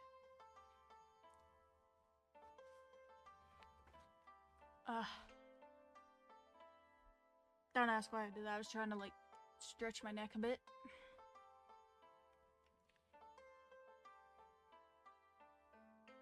The poem was clumsy and unpracticed, but it seemed to drip with tenderness. And somehow that coarse man was the one who had composed it. Wait, hold on. Oh, okay. And somehow, when he wrote it, he had truly envisioned singing and making music with the maiden named Xiaoyan. In the flower meadow he planted with his own hands, hadn't he? But in the end, all that was left was this letter caked in dried blood. Moshi couldn't express what he felt at that moment. He sat on the corner of his bed for a long time, holding the letter. When the flowers bloom splendid next year, I'll play the Xiao while Xiaoyan sings clear. Moshi had been the one to die that day. Was there anyone he couldn't bear to leave behind? That's a sad thought. Well, sad question to ask yourself. A familiar figure quickly came to mind, but at first he didn't take notice of it. Only after a long while did he realize whom he was thinking of, and was instantly shocked stiff as he broke out into a cold sweat. A blaze seemed to ignite in his chest, lighting up everything within him at once. But at the same time, it seemed like this inferno in his heart had been secretly illuminating him, lapping at him, tormenting him all along. It was just that he hadn't recognized it before, and so he hadn't understood the truth of those suppressed feelings. He sat there, blankly, the wildfire in his heart burning hotter and hotter. Something collapsed, and with a howl, something else rose in its place. Oh yeah, I forgot, this is his dream of the past, right?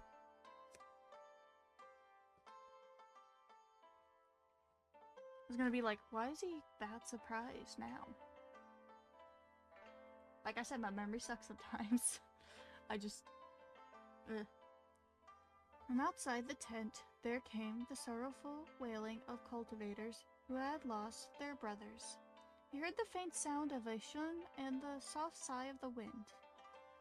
The thin sheet of paper was still in his hand. Tomorrow, who else would die? Tomorrow, who else's relics of love would end up streaked in bloody filth? All at once, Moshi could no longer restrain the impulse in his heart. He tossed the curtain aside and immediately bumped into a healer who had come to treat his wounds. The cultivator started in fright. Mogungzai. Moshi didn't reply. He strode out of the tent, his footfalls quickening with each step, and tucked the blood-stained letter into the lapels of his robe. He would bring it back and give it to the Xiaoyan mentioned within, but right now, he needed to find someone. He was suddenly in such a rush, as though if he didn't speak today, he would never get another chance, as though death lay waiting for him. Mogungzai! Mogungzai! The white-robed healer ran out of the barracks after him. Mogungzai!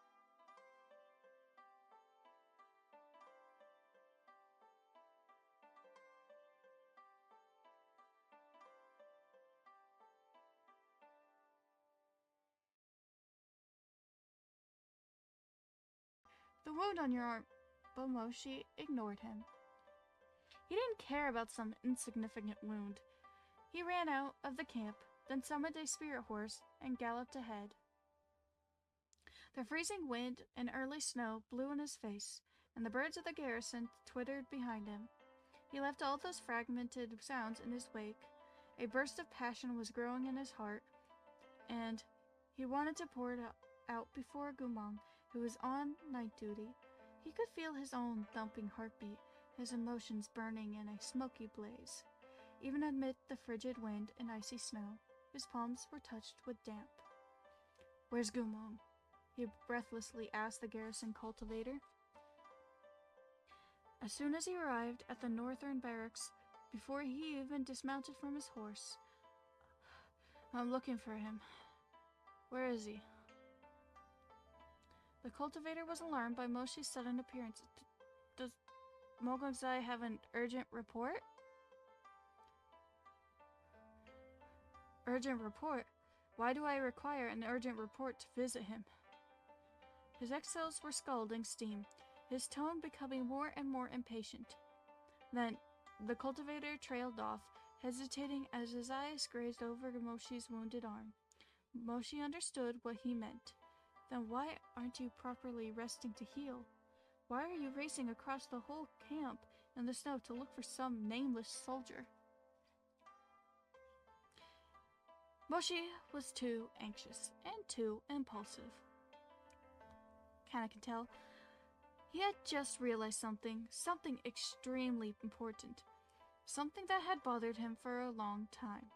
He had to find Gumong. If he couldn't find Gumong right this instant, it felt as if all the passion in his heart would boil dry and burn out. Moshi's temperament had always been decisive and firm. The moment he was sure of what he wanted, he had to have it in his hands. On top of that, he was young and never experienced the bitterness of love. Is Gumong his first love? First loves don't always end up good. Me saying from experience. Obviously, his first love didn't end up good, but Gumong, since this is Danmei's story, I'm guessing it's his true love, so at least it'll end up better later, hopefully.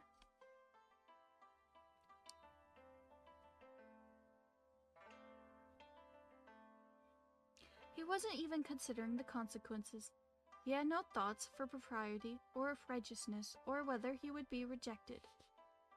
He didn't know a thing. With his heartfelt sincerity, recklessly in tow, Moshi arrived outside Gumong's tent in a rush. Standing outside it, his fingers trembled slightly, and his blood grew hotter and hotter, his heart beating faster and faster. In the end, he swallowed thickly, took a deep breath, and flung the curtains open. Gumong! A combat cultivator with well-proportioned features turned around. It was Gumong's close friend, Lu Shanxing. Of course something would interrupt it. Lu Shanxing was also one of Mulong Lian's study attendants at the academy. He had grown up with Gumong, and he had an intractable temperament. He was gnawing on fruit and reading a sword manual when he caught sight of Moshi in the doorway. "Mogongzai," he was shocked for a moment. "What are you doing here?" "Where's Gumong?" "Oh, you're looking for him?" Lu Zhanxing took another bite of the juicy pear, then burst into delightful laughter. "How come so many people are looking for him tonight?" Moshi stopped. "Who else was there?" "Oh, no one, really. A few of our friends, taking him out to the village nearby. You don't know them, Mogongzai. I was going to join, but my legs aren't fully healed yet, so I didn't bother." As Lu Zhanxing rambled, the anxiety in Moshi's heart intensified. He bit his lower lip. "Where did he go?" he asked. Lu Zhanxing laughed again, ready to answer his question. But just as Moshi was about to dream of the answer he had received back then, he felt a sharp stab, as if his heart was instinctively trying to protect him, stopping him from feeling even greater pain. The heavy darkness fell with inexorable finality, crushing Lu Zhanxing's reply, and the dreamscape scattered like the most insubstantial of windblown dust. The shadows became even deeper, the dream even darker.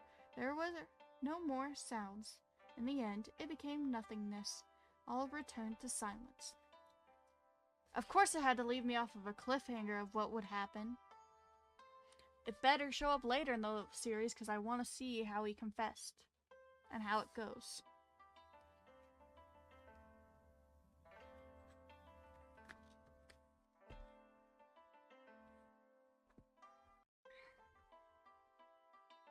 The next day, Moshi awoke to the sound of bird song in the courtyard.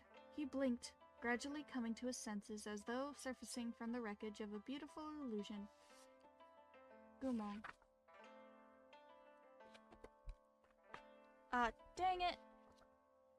I lost my page. I know it wasn't 200, so I'm definitely not there. I think I found it. Nope, I'm a page behind. There we go. Gumong. Moshi was trapped in the dreamscape's afterglow. When he lifted a hand, he felt faint warmth in his palm, as well as a thin sheen of sweat. It was as if he could still clearly recall that scorching youthful emotion, though all that had happened in his dream had already faded. My lord, Li Wei saw that he was awake and approached with small, courteous steps, bowing to speak. Early this morning, Chang Fengjun sent a message with some gifts. They're currently being kept in the flower pavilion. My lord, do you wish to accept them? Chang Fengjun. I'm just taking a sip of my tea.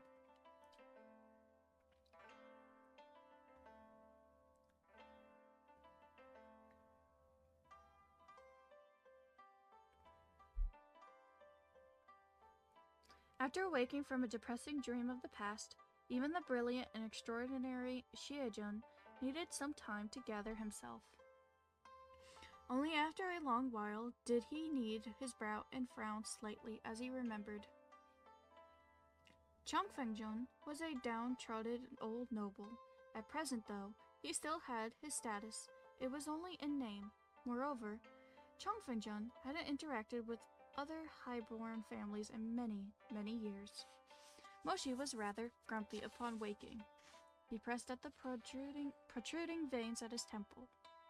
Why is he sending me gifts all of a sudden? He asked. He didn't say. Moshi was upright and corruptible to a fault. After a moment of thought, he said, Then return them.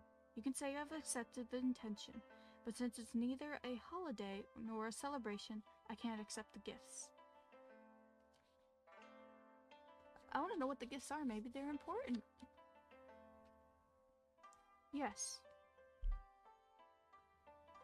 After Moshi washed and dressed, he walked to the flower pavilion to face a scene of true excess. A delivery of 8 chests containing treasures of pearls and jade, silky gauze and damask brocade, magical devices and spiritual medicines, and all sorts of other gifts. Upon seeing this, he frowned and summoned the busy Li Wei.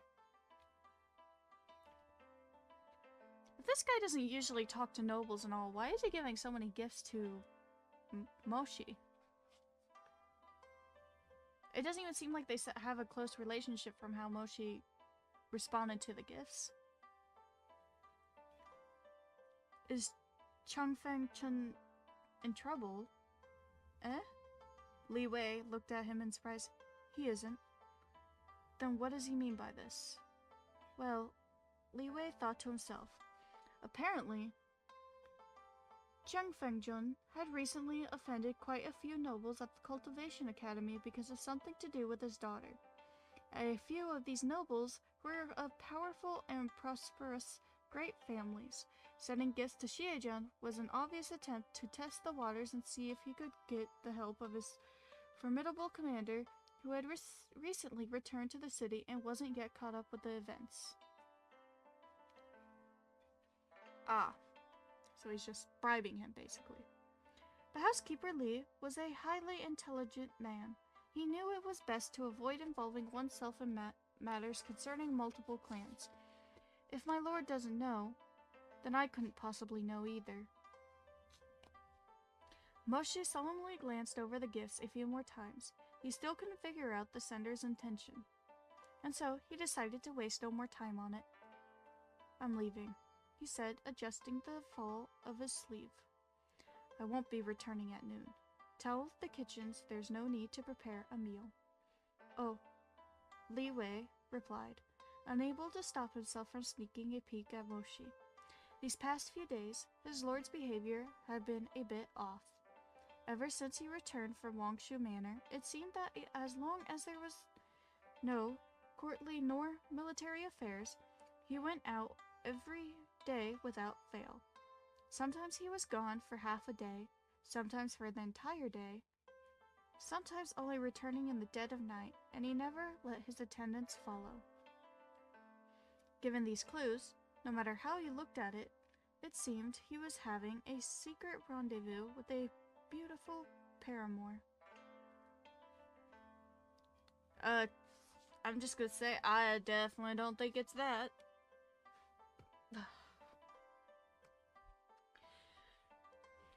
As soon as this thought came to mind, Li Wei nearly broke out into a cold sweat. No. How could it be? How could it be? First there was Mengzhe, and then there was Yangping, and that was to say, nothing of all the virtuous beauties and scheming seductresses from other illustrious houses. All of them sought to win over the noble, aloof, and icy male idol that was Xiejun, but not a one had ever succeeded. Li Wei thought that if Xiejun really was secretly meeting up with a maiden, she had to be a calamitous beauty of prodigious talents. Or, just a guy who's probably very traumatized and has no memories whatsoever. If he were to meet someone, that is. Although right now I don't think that's what he's doing. Expression stormy, Moshi took a seat at a tea stand at the corner of a street and asked for a pot of Yangshan tea. The tea was promptly brought to him, along with some dried fruits and honey preserves. Moshi drank slowly. From time to time, his elegantly shaped eyes peered across the street. Across the street was the lotus pond in the back courtyard of Laomei Pavilion. A certain scruffy beauty had not appeared there for some time. Starting more than a week ago, Gumong had spaced out before this pond almost every day. He stood alone on the floating bridge and did nothing but quietly stare at the fish in the pool below. His face was vacant, as if blanketed by heavy snow. At first, Moshi didn't understand what was so interesting about these fish, until one day he saw Gumong try to grab one. Obviously, he couldn't catch it, so he remained crouched on the shore, blankly watching the tournament carp shimmer as it swam away. The jut of his throat bobbed as he swallowed, his eyes gradually growing glazed. Only then did Moshi realize that Gumong was hungry.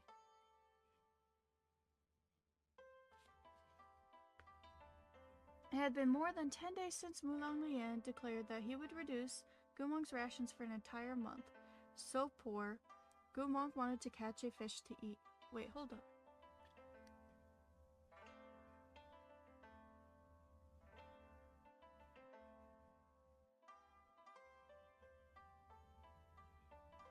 Oh, so he was just watching Gumong across the street? I guess I was wrong. He did go see him. I mean, I was sort of right that if he were to go see someone, it'd be Gumong anyway. But for some reason, since the day of that one unsuccessful attempt, Gumong hadn't appeared again. Moshi came every day, but never saw him again crouching for fish. Today was no different. Slowly, Moshi reached the bottom of the teapot and asked the shopkeeper to bring him a fresh one. He sat there for a long time, but there still was no sign of Gumong. It had been 5 days since he'd emerged. Could something have happened in Laomei Pavilion? Despite his indifferent facade, as Moshi thought, he grew inwardly anxious. He endured it silently, drinking the last of the Yangshin tea in a futile attempt to extinguish the fire in his heart. Finally, he rose to his feet and walked across the street. Ooh, he's gonna go see and visit. Although I kind of have a bad feeling something bad's happening too over there. Huh. I need a stretch. I don't know if you heard that, but I got my shoulders popped. You're probably not supposed to do that, but oh well. Should I read chapter 18 or should I not? It's like, hold on. 10, take away 2, that'd be 8. That'd be 13 pages left if I read chapter 18 and then been done. I don't know. Should I? Yeah, I'll just go ahead and do it. So, chapter 18, Sigil. Outside Laomei Pavilion, a low-ranked cultivator was sweeping the fallen leaves from the foxglove trees off the white jade limestone, broom rustling over the pavers. Suddenly, a pair of black leather military boots entered his line of sight. The cultivator paused, then looked up with a smile to tactfully turn away the visitor. Honored customer, it's not yet dark. Our pavilion opens at the hour of Shu. 7 to 9 p.m. is the footnote for hour of Shu. How about you return at a later? He was still speaking when he caught a clear glimpse of this customer's face. His eyes flew open, and he dropped the broom from pure terror. Jesus, that's scary. Shiejun, the cultivator stammered, stupefied. Moshi's military uniform was neat and proper, his lapels smoothly layered, his collar meticulously arranged. He was the picture of an honorable gentleman. I'm looking for someone, he said. The low-ranked cultivator's jaw was about to drop to the floor. This was Laomei Pavilion, and Shiejun was known for his abstinence.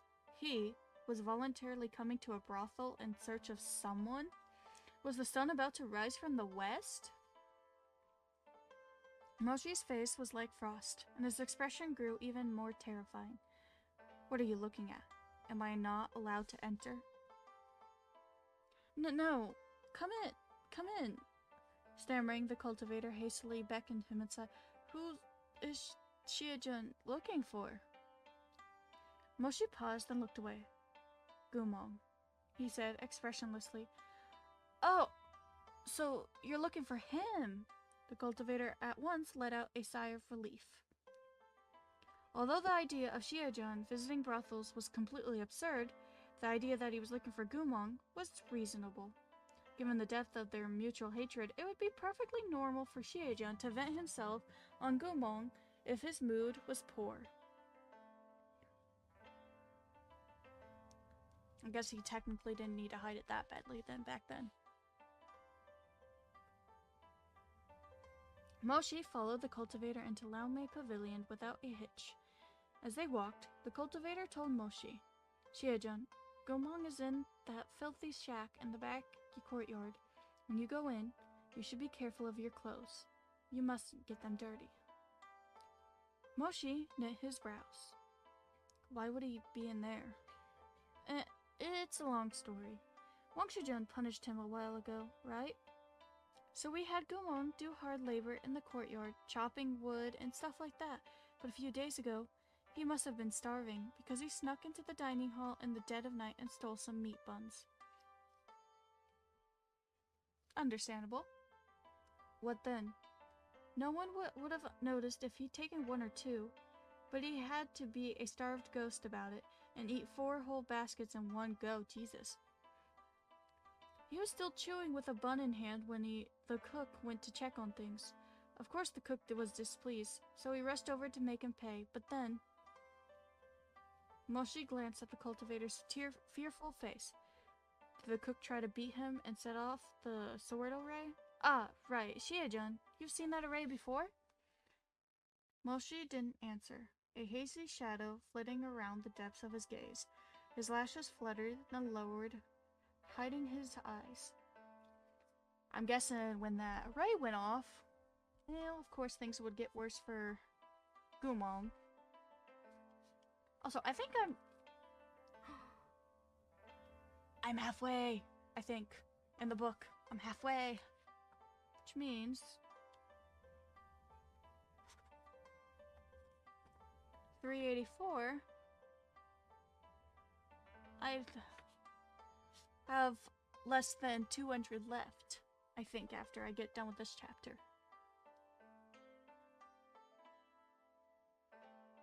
The cook went overboard with all the punching and scolding, so Gumong reacted violently, and when the sword array was triggered, the cook didn't have time to dodge. So he ended up cut up and covered in blood. Oh. The little cultivator rubbed the goosebumps on the back of his hands. I got a few hundred wounds. So terrifying. I almost thought it probably killed the cook, but I guess not. Moshi was silent for a moment. Is he okay? He asked. Perfectly fine. That sword array isn't too serious. Even though it leaves you with lots of cuts, the wounds are shallow. He took a breath. To speak frankly, Shia-jun doesn't need to worry. That cook is another bastard mongrel who was captured from the Lao kingdom. If he fights with Gumong, well, that's just a dogfight well deserved.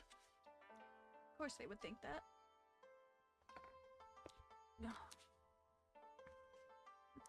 After that, the madman was furious and locked Gumong in the woodshed. We used to give him a cornmeal bun every day, but the madam said we needed to be harsher. I don't know, that sounds pretty harsh already, just a cornmeal bread. I don't exactly know how big that is, but I'm pretty sure it's probably not big.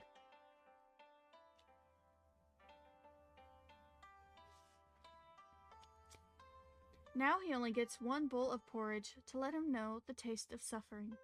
The cultivator hesitated. Shia-jun, how about I get people to bind him before bringing him to you? That array is too dangerous.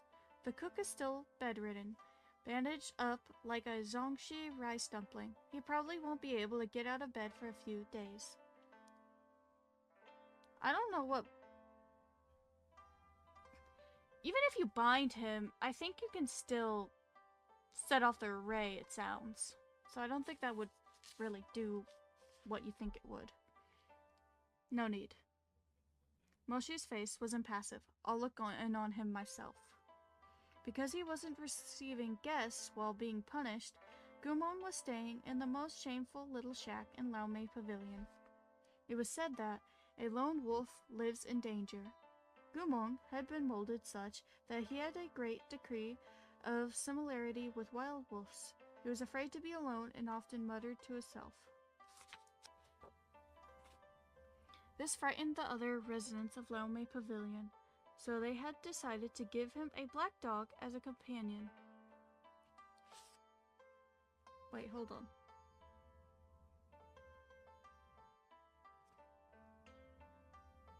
This black dog was now sitting in front of the doorway of the shack.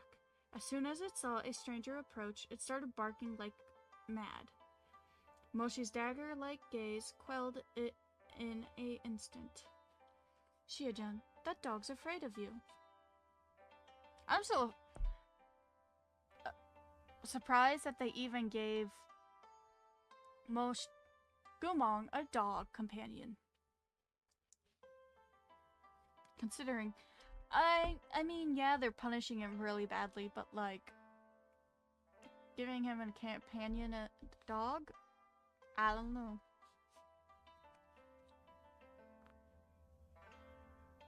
Naturally, he had killed so many people.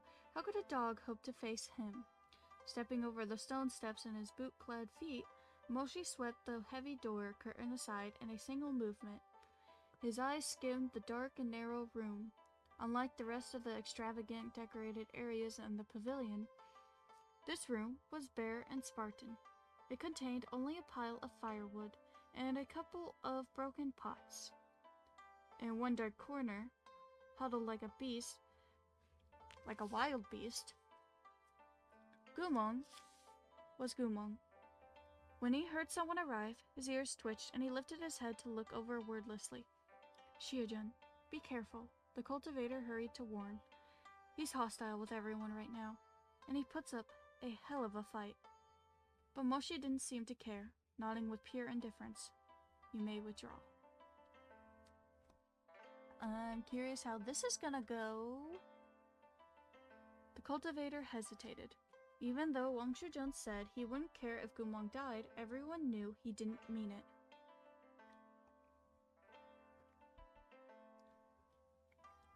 If Guqin really did die, the consequences would be beyond what any of them could pay. Given how deeply General Mo hated Guqin, it was possible that the general would wait until the dead of night to chop him into pieces. They have an exaggerated thought of how Moshi would react, huh? I want to be alone with him for a while, Moshi said. The cultivator didn't dare say anything else before his dark expression and lowered his head. Of course. After the cultivator left, Moshi let go of the curtain. The thick and filthy cloth fell behind him, and the room was immediately cast into darkness. Not a single candle was lit. In that darkness, only Guqin's limpid eyes still shone.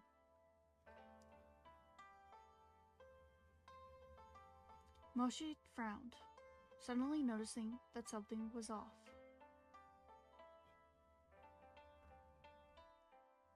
I want to know what that means.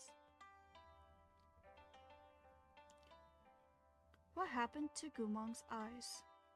With a wave of Moshi's hand, a flame kindled in his palm. He held the fireball aloft and walked toward those 2 points of glimmering lights.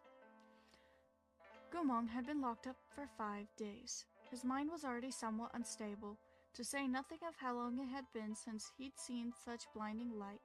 A low snarl rose from his throat, but when that failed to stop the interloper, he tried to flee like a wounded animal. But he was too weak. He only made it a few steps before he staggered and fell to the ground.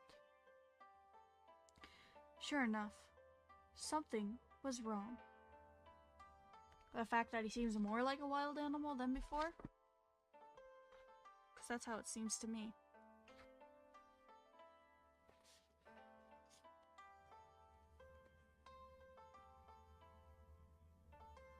During their previous 2 meetings, between the hazy candlelight and his tumultuous emotions, Moshi hadn't actually had a good look at Guqin's face. Only now did he realize that Guqin's eyes were no longer the same as before. The always smiling black eyes he'd remembered were gone. In their place were a pair of blue irises, gleaming with motes of light in the darkness. They were indubitably the eyes of a white wolf. Huh? Is that a metaphor? Moshi was aware that the Lao Kingdom had carried out bestial infusions and tempering on Guqin, but when Moshi saw the lupin traits that had replaced what he once knew so well with his own eyes, his hand started to shake. Oh, not exactly a metaphor. Okay.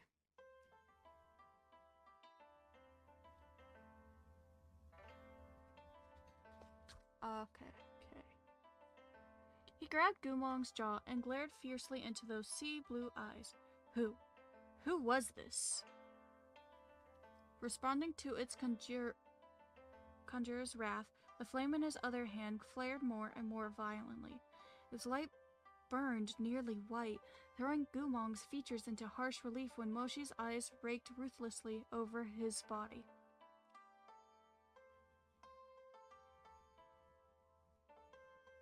Perhaps because this gaze was too searing, too painful, Guqin somehow managed to summon a burst of energy and threw off Moshi's hand. He staggered a few steps. Stop right there, Moshi snapped. Moshi left the fireball to hover in midair as he clamped a hand around Gumong's wrist. He had moved too aggressively. This time, Gumong was truly spooked, and beams of dazzling blue light, flashed in the dark. The array had been set off again, and dozens of intangible swords of light exploded from Gumong's body, each blade flipping around and rushing toward Moshi.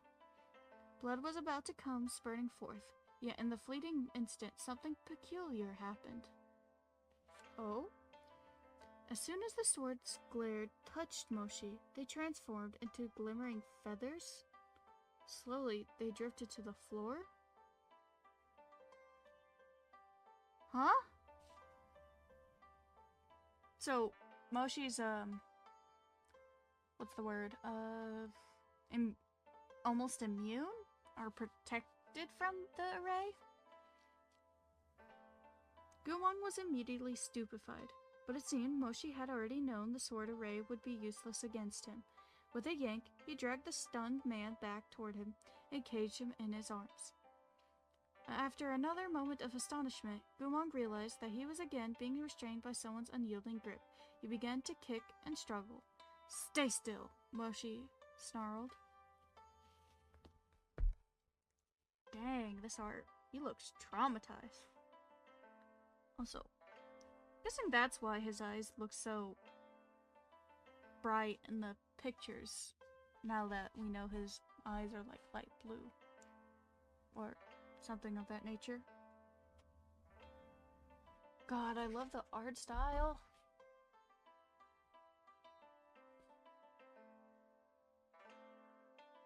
So that's what the array looks like around him. Nice.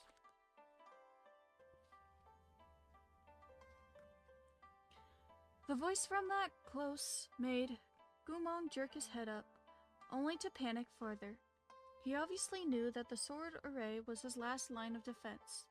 For Gumong to lose it was like a lone wolf losing its only weapons. Its teeth and claws, he was now at the mercy of others. He had not the slightest ability to resist this man, who was filled with suppressed fury. "Don't," Gumong finally spoke, shivering.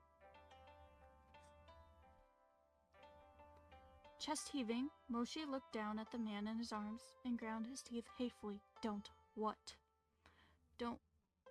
Gumong had once lost the power of speech, and now that he was scared, he spoke slowly and shakily. "Kill me." Bestial light flashed in those azure eyes. He pleaded so clumsily, so painstakingly. His lips parted. "I want to live."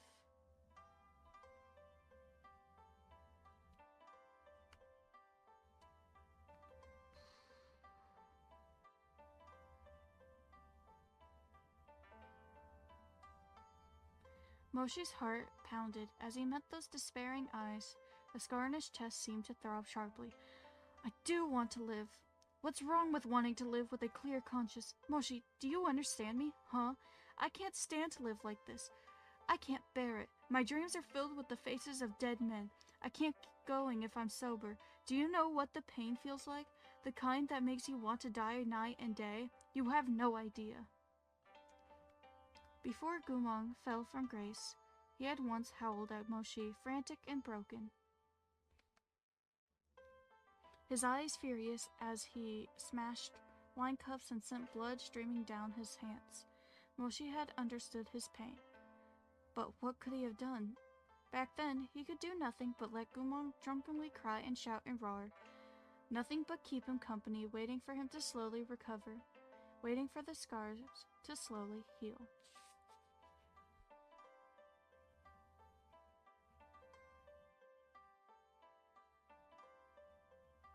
God, this is so sad. After Gumong had sobered, he stopped shouting.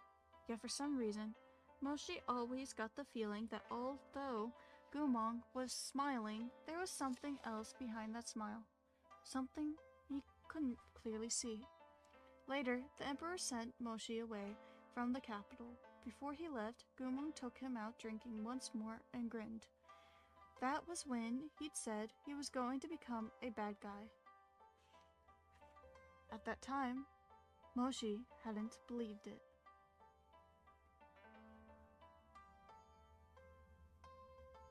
However, by the time he returned, Guqin had fallen into a stupor, intoxicated by the illusions offered by brothels, until he was completely unrecognizable. Soon after, he defected. Guqin's wounds had never truly healed. In his heart, each cut lay over another, new wounds covering old scars. He wanted to live, but every day and every night he also wanted to die. Day in and day out, damned to an eternity without reprieve. In a way, I understand this. In a way. Not like completely, because I never dealt with this sort of situation, thankfully. But, in a way, I do understand wanting to live and wanting to die at the same time.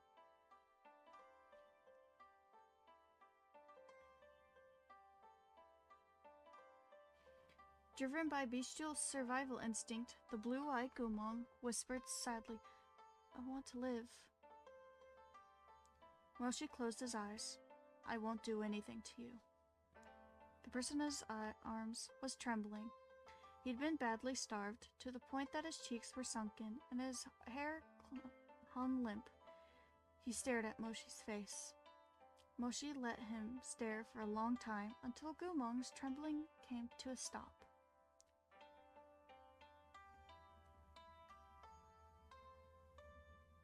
But as soon as Moshi moved his arms, Guqin's eyes widened once again, darting around with unease.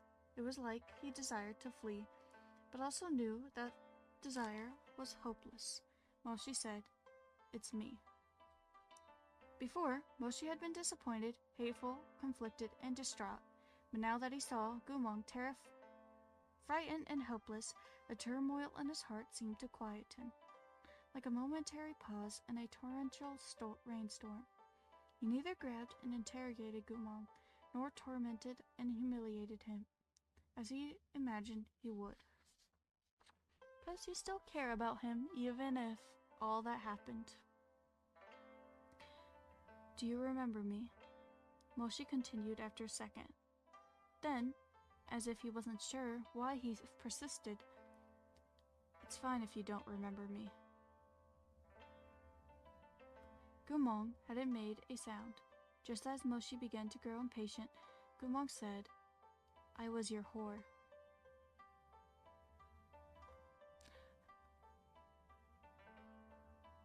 Is he mistaking him for someone else? Dead silence. "Listen up," Moshi said in a clipped tone, his temper flaring. "Don't say that word in front of me. I came to see you that day to discuss certain matters. Not to... No matter what." Horror was a word Moshi couldn't say out loud. Moshi looked furiously away and snapped stiff. "Remember, it was to discuss certain matters."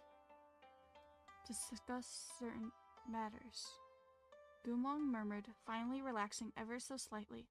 Those eyes, however, remained glued to Moshi's face, intent on catching every hint of emotion. He slowly asked, "But why?" "What do you mean, why? Why did my..." Guqin hadn't fully calmed down. He wasn't speaking as serenely and smoothly as he did the night they were reunited. The beatings and starvation had done their work. He could speak only haltingly, one word after another. "My swords went away. I can't hit you?"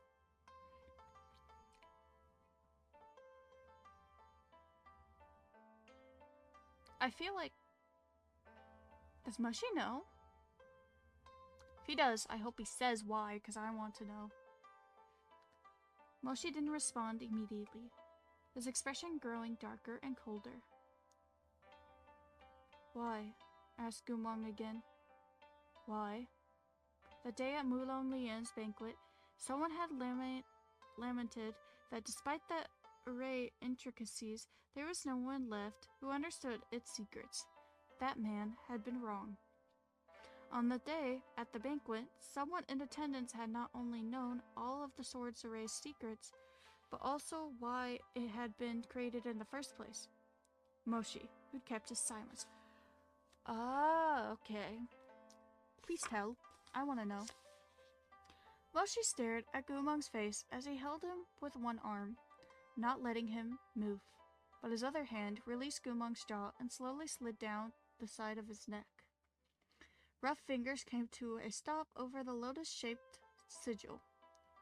As Moshi stared at Gumong in silence, caressing his neck, his eyes were very slightly red, as if in the next second he would viciously bite down on that lotus sigil, tearing through skin and flesh and veins so that Gumong would die in his arms.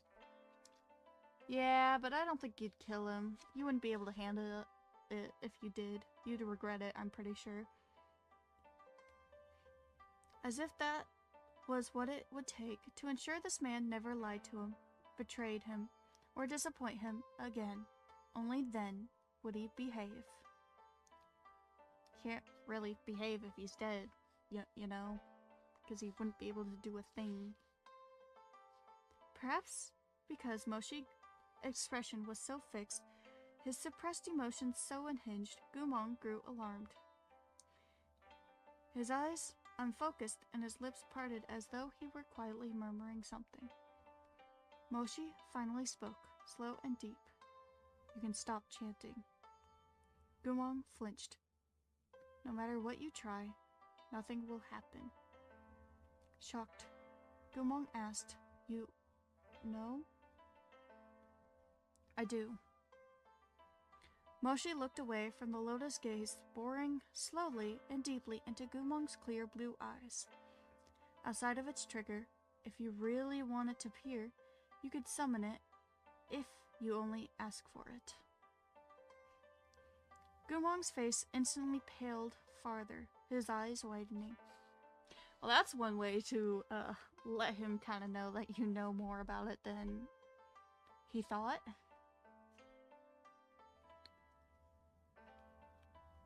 Moshi's expression was indecipherable, as if a fathomless hatred had sunk into an equally deep fixation and trapped him there within. Gumong didn't know what he would do. He should do. But if I don't allow it to answer, it won't. Moshi paused, the depths of his eyes darkening, his pale lips parting around his slow explanation. Because it doesn't just obey you. It also obeys me. You are not its only master.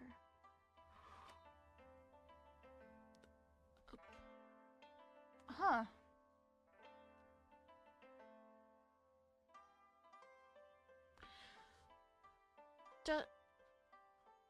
Either when the knife went down, was it Moshi who stopped it? Wait, but no, he wouldn't be questioning. Huh. I don't know, both of them have reasons to stop that knife. But it was probably Gumong who honestly stopped it.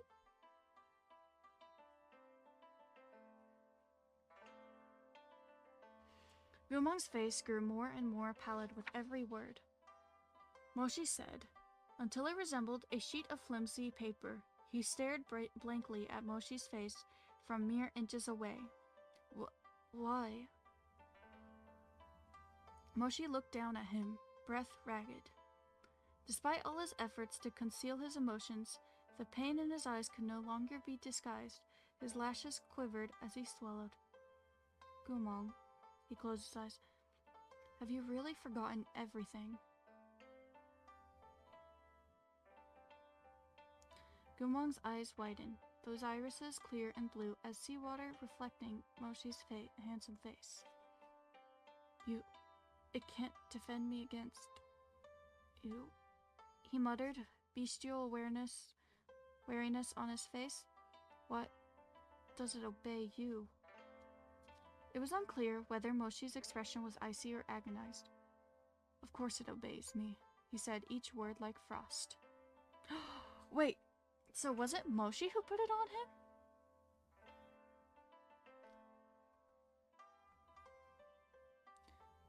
In the stillness that followed, Moshi closed his eyes. When they snapped open, it was like lava finally breaking through Earth. His pupils a flaming scarlet. Oh wait, I already read this. Dang it.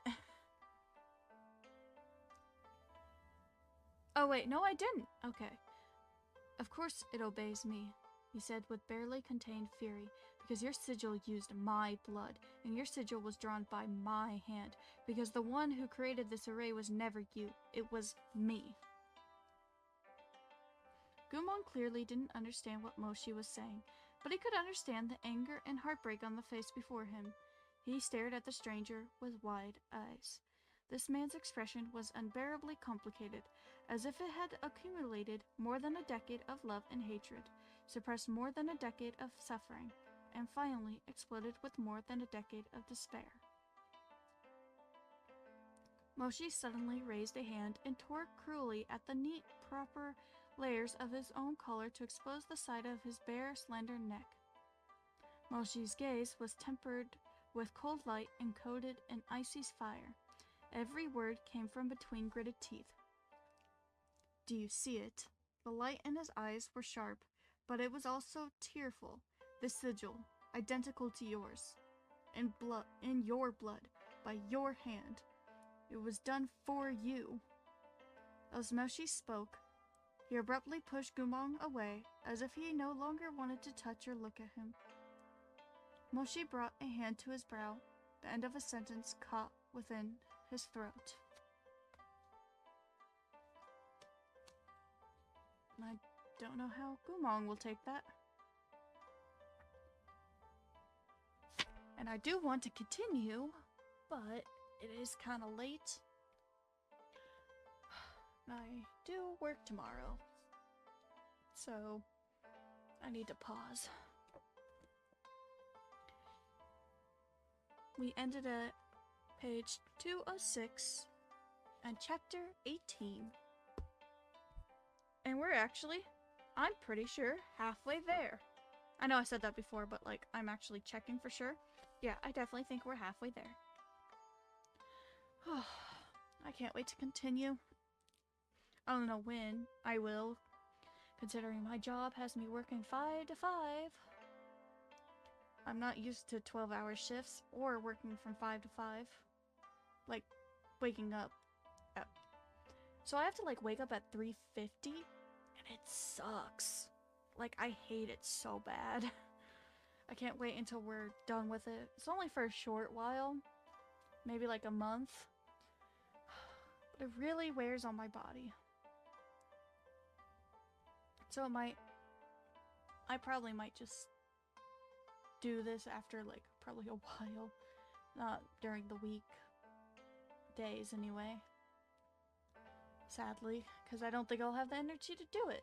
But I hope you guys enjoyed the video, and I hope you'll watch my other ones or continue with the series with me next time. And I hope you have a great rest of your day. Bye!